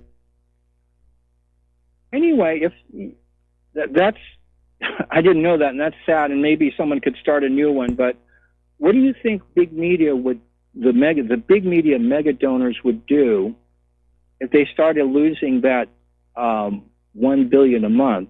What do you think they would tell their rhinos and dinos that they control?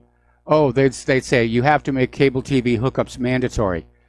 No, I'm not joking. We're getting into that situation here where people don't want to buy things, so we're being ordered to buy them. Things like vaccines, things like headsets for our cell phones, which I agree with headsets for the cell phones for safe driving. But we're seeing a lot of laws saying you must buy this, you must buy that, and that's going to be the next step. But if they did that, wouldn't that be kind of a wake-up call for a lot more people? Well, I think the American people are waking up. I think they're silent, but I don't think we should confuse silence with consent. In fact, I think anybody who is saying the American people are complacent is running a huge risk. And I think back to the Romanian Revolution, where 3 weeks before it all went down, if you've been walking around Romania, everything looked just fine. The people looked like they were getting along okay. I mean, there was a lot of TV cameras up on the street lights watching the streets and everything. And then all of a sudden, there was a sporting event that turned into a spontaneous political rally, and 2 weeks later, Ceausescu was machine gunned to death on Romanian national TV. It could happen that fast here. Right. Well, I want people to think about this. This is basically a BDS-type move going after big media. And I'm curious what other people think, if it's a good idea, if we should try it, if it's even doable. if it would work. But I just want to say finally that, RBN is America's patriot think tank. Maybe we don't have the biggest numbers of a lot of people, listening compared to other networks, but the quality of the people who listen and the ability for people to just participate, it's open to everyone. It's really a treasure. And I hope everyone will continue to, keep it alive and tell 5. All right, Thanks, well, thank you very much. Thank you very much for that. And we're going to let you go now and switch over to Tim in Michigan. Aloha, Tim. Welcome to the show. What's on your mind? Tim, are you there? Hello? Tim? Yeah, this is Tom, Michael. Tom? Oh, this is Tom. Okay, we somehow missed Tim in Michigan. Oh, Tim dropped. All right, Tom in Florida, aloha. Welcome to the show. What's on your mind? Good day to you, sir. Yeah, hi, Mike. Michael, as you know, gridlock continues on. I watched the debate on the floor today, and they voted no on both. And I don't know if you had a chance to see it, but this guy, Bennett, really looked like a fool, like a kook. The guy from Colorado. Yeah. I think he's smoking some good herb. He was pounding his, and then he started talking about the founding fathers and all that, and I'm listening to this. And then he was really interested. He started going to talk about Ted Cruz's father, and then he stopped because I think then Cruz was like, Cruz really came back good on this guy. I must say that. Ted Cruz was very eloquent, and he got back at this guy Bennett pretty good on the little debate they had. But I'm watching that debate is really ironic to me. It looked like a third world circus. This kind of reminded me of like what's going on in Venezuela.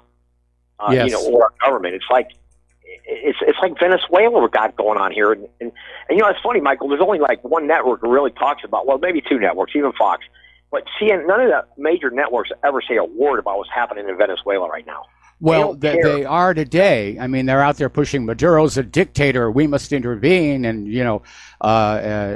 what's his name? Guaido. Juan Guaido is the legitimate and he's not legitimate. He wasn't elected. He simply stood up and said, "I'm the new president. I take the oath. Huzzah, huzzah!" And the U.S. is backing him, claiming that this is democracy. And, the U.S. likes to put out that word. We're doing this to spread democracy. Since the end of World War II, the U.S. government has overthrown the governments of 30 different nations. And every time they scream, we're bringing democracy to those people, not once has a true democracy emerged. Instead, they get the Shah of Iran, the dictator Pinochet, Ferdinand Marcos, and so forth and so on. Well, Michael, exactly. Well, we're going to have another Cold War or Russia over this, potentially. Because the Russians are threatening now, I guess they're going to try to get Venezuelan oil and all that. But what I don't understand is there's not one Latin country in Latin America that actually has a democracy other maybe than Panama. I guess Panama is somewhat like somewhere where they have a democracy there. But even I don't know about that even. But what I'm seeing, what's happened with the shutdown and Schumer, that Schumer, that guy, what a clown this guy is. And that last caller you had, he says the Democrats are called dinos. That's an insult to dinosaurs. Like dinosaurs had more brains. What's going on with these Democrats? Well, it's an acronym. It's an acronym for Democrats in name only. Okay, well, yeah, well, you know what? That's like pretty soon they're going to be changing the name of California to Mexifornia or yeah, I've heard that one before. I've heard that one before as well. Right. But getting back to immigration, Michael, one more thing I want to say about this immigration problem. It has to be nipped in the bud with some kind of a barrier because, like Ted Cruz says, Donald Trump was talking about the wheel works. Well, the wheel does work. And you know what? Walls do work. And the guy Bennett was saying, well, the wall's medieval. Well, guess what? In medieval times, the walls were working very fine. It's like the wheels been working for 1,000 years. Matter of fact, in some parts of Africa, I don't even think they didn't know what the wheel was until like the 1600s.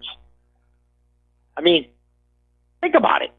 Here's the thing. Here's the thing.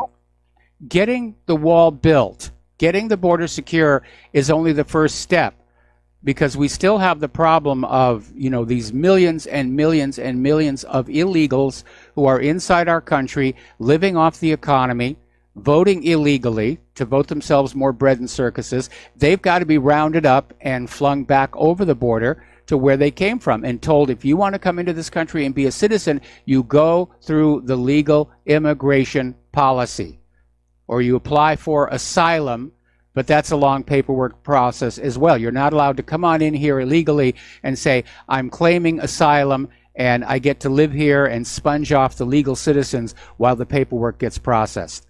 Because the vast majority of people who apply for asylum status in this country are turned down because they don't meet the requirements to be granted asylum. Favor, can you prove to me? I want to know what the facts are. Are these illegals, each one of them, costing $70,000 a year? That's what I really wanted to know. I would like somebody to show the statistic on that. What is the actual cost of every illegal in this country? How much is it costing American taxpayers for every illegal per year? I think that's a number that we need to find. I think that's a number that we need to find. Then we multiply it by the number of illegals that came out of that Yale study. And that'll be a wake-up call for Americans, especially as we head into tax season. And they're going to say, you know, this is nuts. You know, the government is taking my money away. None of it's coming back to me in my community. It's going to the illegals. It's going to the war machine. It's going to Israel. It's going to Wall Street. You know, what the heck is going on here? And can you imagine, Michael, if it's $70,000 or more, the American public will go nuts. They'll be marching on Washington with pitchforks. That's what will happen if that real true number comes out, and the mass media were to talk about it. Every American will find out how much money this costs an American taxpayer per illegal individual. It'll set a precedent like it's never seen. I don't know what's going to happen with Washington with that one. Yeah, it'll be insane. It is going to be insane. Thank you. All right, thanks an awful lot. We're going to do a shout out to our on-air affiliates who are just now rejoining the network, and we're going to close the phone lines again because I'm still way behind on today's talking points here. Okay, the Trump administration is warning that the U.S. economy may not grow at all during the first quarter of 2019. So we may be looking at the start of a recession. This one probably is going to be global. Over at BuzzFeed, apparently, they're expected to cut around 15% of their workforce next week as it tries to cut costs and reorganize the company. This is coming from the Wall Street Journal. So this will be about 250 jobs while restructuring its business model to focus on more profitable areas such as content licensing and e-commerce. They want a business model where they're not having to rely on fundraising. Well, good luck on that one. Over at the Huffington Post, their entire opinion section is being shut down. And so that staff is now pink-slipped, and they're going to be out there in the media world competing with BuzzFeed's fired employees to find new work. And in all, the media industry lost about 1,000 jobs this week. Let's all feel bad for the corporate media. We're going to take a break for commercials, and we'll be right back. Aloha, America. Welcome back to our show. And somebody just actually sent me a couple of articles about how much the illegal immigrants are costing the American taxpayer. And so basically, it comes out to $116 billion with a B. So that is pretty intense. All right. Now, remember Gillette's toxic masculinity ad? It's prompted all kinds of spoofs and parodies and so forth. And to nobody's surprise, Gillette sales have plummeted. Apparently, Gillette offended their own customer base with this toxic masculinity ad. Nobody even really knows what toxic masculinity is supposed to be. It's just the latest buzzword. Oh, masculinity is bad. It's toxic. It's toxic masculinity. Anything masculine is bad. And it's cost them. They're apparently taking a major hit. To nobody's surprise, this last holiday shopping season was a brutal one for U.S. retailers, especially department stores and companies that sell luxury products. And apparently, part of the problem was that the volatility of the stock market in December made the wealthier shoppers more nervous about spending money. And of course, it's the wealthy shoppers that the retailers are depending upon. Come on in, buy these luxury items. We got the latest perfume. It's only $400 a bottle here. There are now calls for a global wealth task. This is circulating around Davos. And it basically was triggered by the revelation that the world's 26 richest billionaires now own as much wealth as the bottom half of the entire human population. And so they're literally saying it's time to start taxing the ultra wealthy in order to get that money to recycle back down to the bottom. Because without that recycling, without the money that's collected at the top finding some way back down to the bottom, the system's going to collapse. And that's exactly what's happening. Now, Mike Pompeo is over there at the World Economic Forum in Davos, and he basically was up there making a pro-nationalist speech celebrating the death of globalism and saying that nations matter.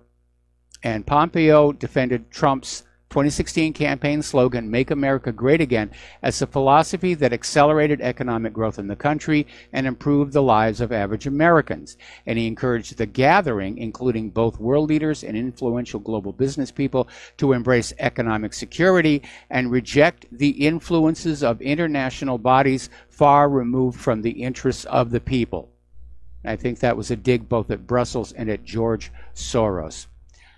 Over in Belgium, Senator and former Secretary General of Doctors Without Borders, Alain Destech, has slammed elites for their handling of mass migration and the lack of any debate on the long-term effects. Now, this veteran politician was first elected in 1995, has released a book entitled Immigration and Integration Before It's Too Late. And that really has been a problem with all of this migrant situation. The failure to integrate, the failure of these migrants to adapt to the local laws, the local economy, and the local behavior. And we're seeing this attitude, both here in the United States and over in Europe, where the migrants and illegal immigrants are coming on in and demanding that we all change to be what it was they were running away from, which doesn't really make a lot of sense. But Destech is claiming that Belgium, along with other countries like France, they've lost control of immigration. About 3/4 of immigration in Belgium, as in France, is beyond the control of the administrative authorities. Over in Italy, a Nigerian migrant narrowly avoided being lynched by an angry mob of Italians after he attempted to drag a local woman into an alley to rape her. And apparently this took place on a street behind the Piazza Garibaldi in the vicinity of the Napoli Central Railway Station in Naples.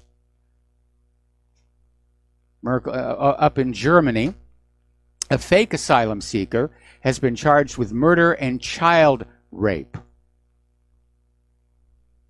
And apparently this Iraqi asylum seeker, he was rejected for asylum. That's when they get really dangerous because they're going to get sent home. Hey, let's go on a party. 21-year-old Ali Bashar apparently beat, then raped, and then strangled to death schoolgirl Susanna Maria Feldman. Again, in Germany, a gang of between 20 and 30 young men, described by police as being predominantly migrants, attacked local Germans as well as employees at the train station in the city of Gelsenkirchen over the weekend. Just beating up on passengers, letting loose with fire extinguishers. We'll be right back. And aloha, America. Welcome back to our show here. And turning to immigration, and I just put up one of those articles that was sent to me about just what it does cost the American people for all these illegal immigrants. I'm looking at another one where apparently illegal immigrants receiving Medicaid cost taxpayers $18.5 billion annually.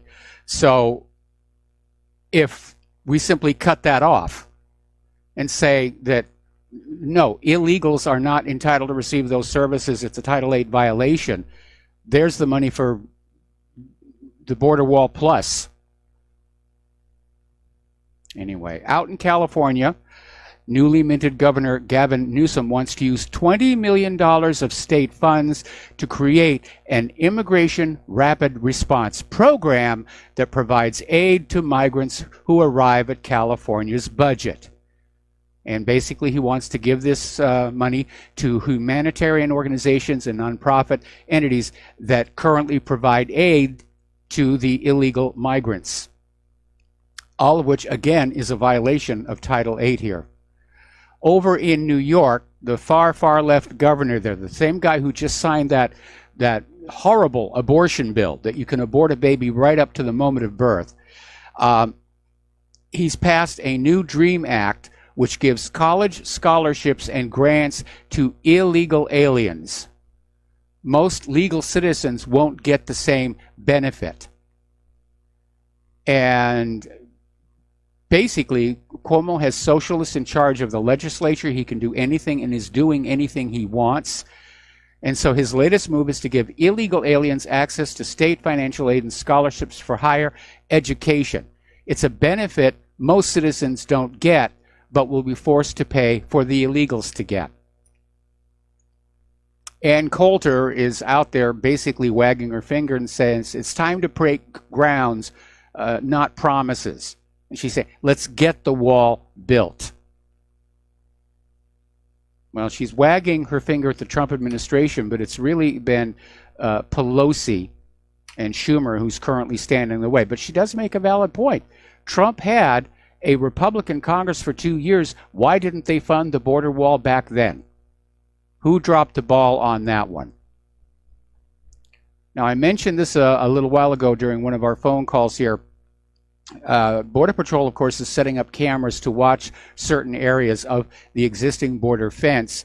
And their latest video caught 110 migrants scaling the U.S.-Mexico border wall, and they did it very easily because the people smuggler who drove them up in a bus apparently brought along some very tall ladders, and they just set up a ladder on one side, they lower another ladder on the other side, people scamper on over, they recover the ladders, and they're gone.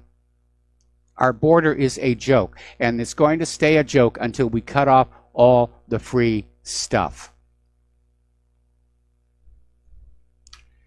Turning to Brexit, apparently former MI6 head Sir Richard Dearlove and the previous chief of the defense staff, Lord Guthrie, have written to Conservative associate chairs claiming the EU withdrawal agreement threatens national security. Now, this is talking about the Chequers plan, and they're basically saying we cannot support Theresa May's Brexit deal.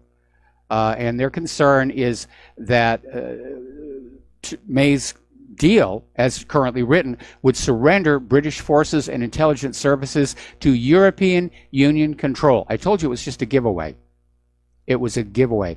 And they're saying that this would damage Britain's relationship with NATO, the U.S., the leading Commonwealth security and intelligence partners, Canada, Australia, and New Zealand. Now, interestingly enough, Alex von Schoenberg came on out with an editorial basically saying, we Germans owe Britain a great debt and should let you leave Europe with the concessions you need and your heads held high. And basically saying that, yeah, we have to remember, if it hadn't been for Great Britain standing up to Hitler, there wouldn't be a Europe today as we know it. So some voices are coming on out saying, yeah, it's time to let Great Britain go. And of course, Brussels is saying if they let Britain go, then other countries are going to want to go, and that cannot be allowed. WikiLeaks is getting ready to sue the Department of Justice to unseal these charges, which are known to exist against Julian Assange. Now, the charges were accidentally revealed due to a copy-paste error in an unrelated federal case involving a 29-year-old who'd been charged with enticing a 15-year-old girl into sex acts. But buried in there was a reference to charges that exist against Julian Assange. And obviously Assange and WikiLeaks would like to know exactly what that is. What is it that the United States thinks they have where they can bring him back to the United States and put him in court? Now, Julian Assange and WikiLeaks have published materials very embarrassing to the U.S. government and certain individual politicians. But that's not a crime.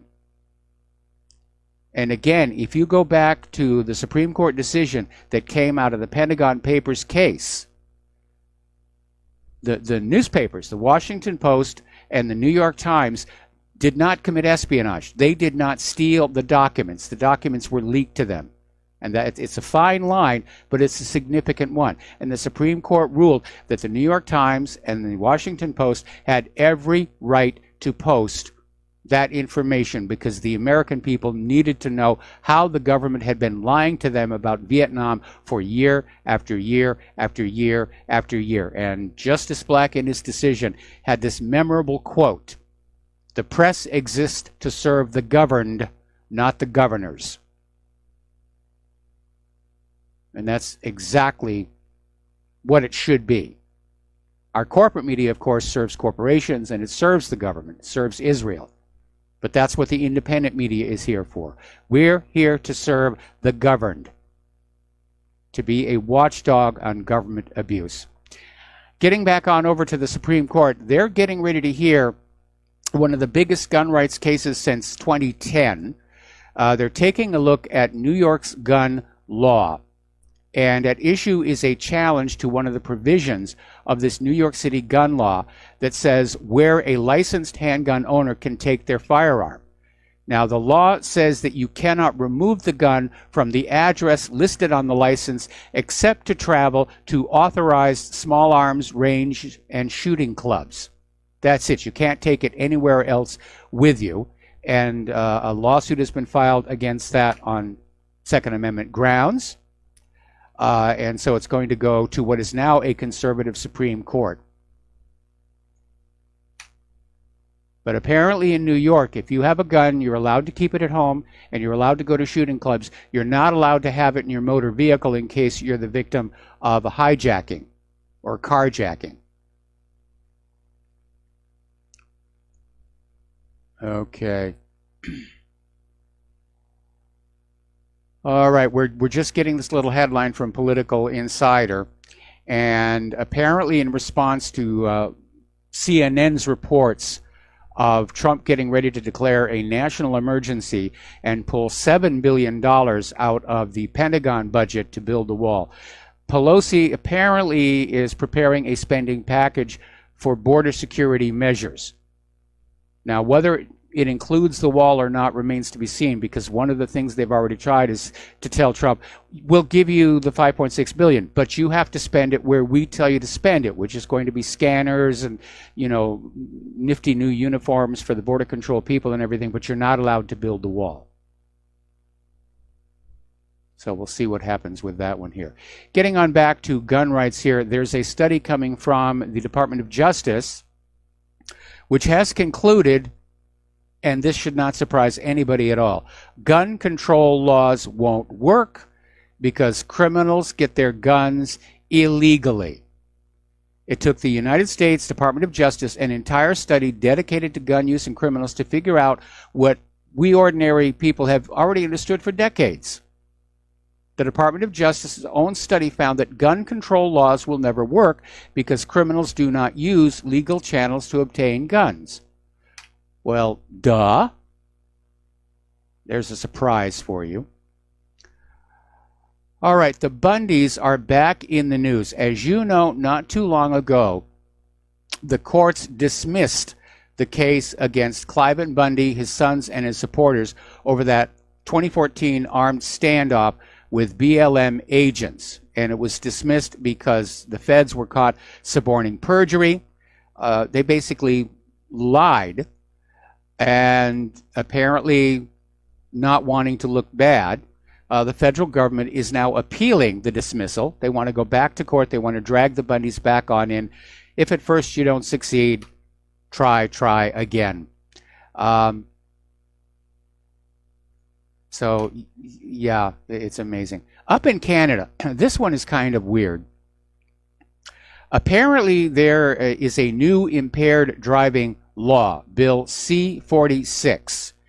And apparently the police in Canada can now use SWAT powers to utterly destroy your entire residence in order to coerce you to submit to a breathalyzer test. Out in public, they are allowed to strip search you, regardless of where you are. I mean, Canada used to be a really nice place, very polite people, but they're definitely going down that fascist path as well.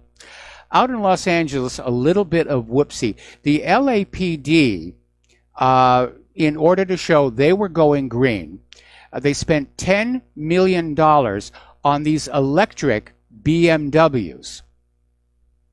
And it turns out there was an investigation by one of the local media out there finding out that most of those cars are sitting in the garage with only a couple of hundred miles on the odometer. And they also found that police officials were just using these cars for private use. One LAPD commander took one of the electric BMWs to a nail salon to get a manicure. It's just absolutely silly here. We were talking before about this new law that just got signed into effect by Cuomo in New York. The law removes all legal protections for unborn child and allows non-doctors to perform abortions. And so apparently the law repealed a legislation saying that babies over 24 weeks could be considered potential homicide victims. But after signing the bill, Andrew Cuomo ordered that the spire of One World Trade Center, as well as other bridges and buildings in the state capital of Albany, be lit pink in celebration. I'm surprised they didn't find one of those funny little hats to put on the top of it, or put on top of the Statue of Liberty here.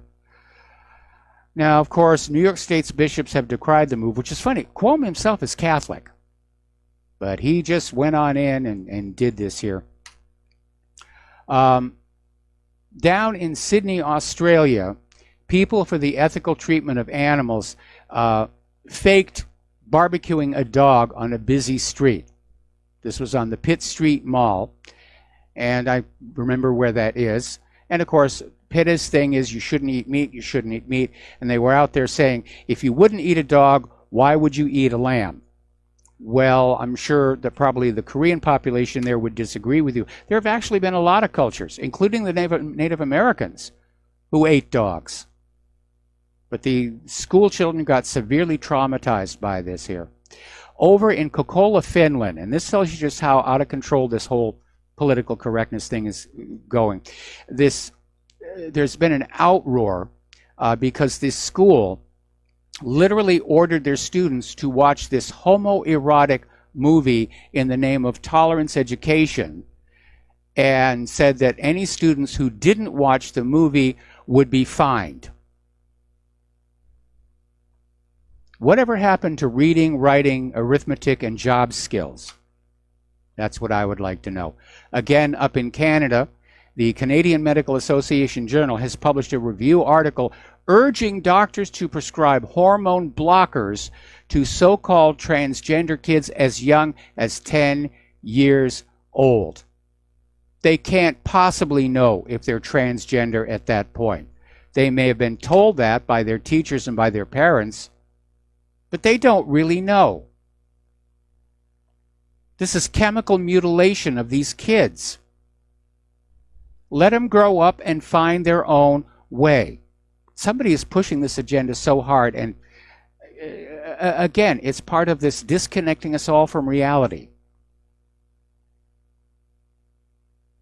Alrighty. Dr. Rayford Brown, chair of the FDA's Committee for Reviewing Opioid Approvals, interviewed by The Guardian, said that basically the agency is bowing to Big Pharma by approving a new high-risk opioid that is 10 times stronger than fentanyl, despite doctors' warnings it will potentially kill people. And right now, a lot of people are dying from this opioid crisis.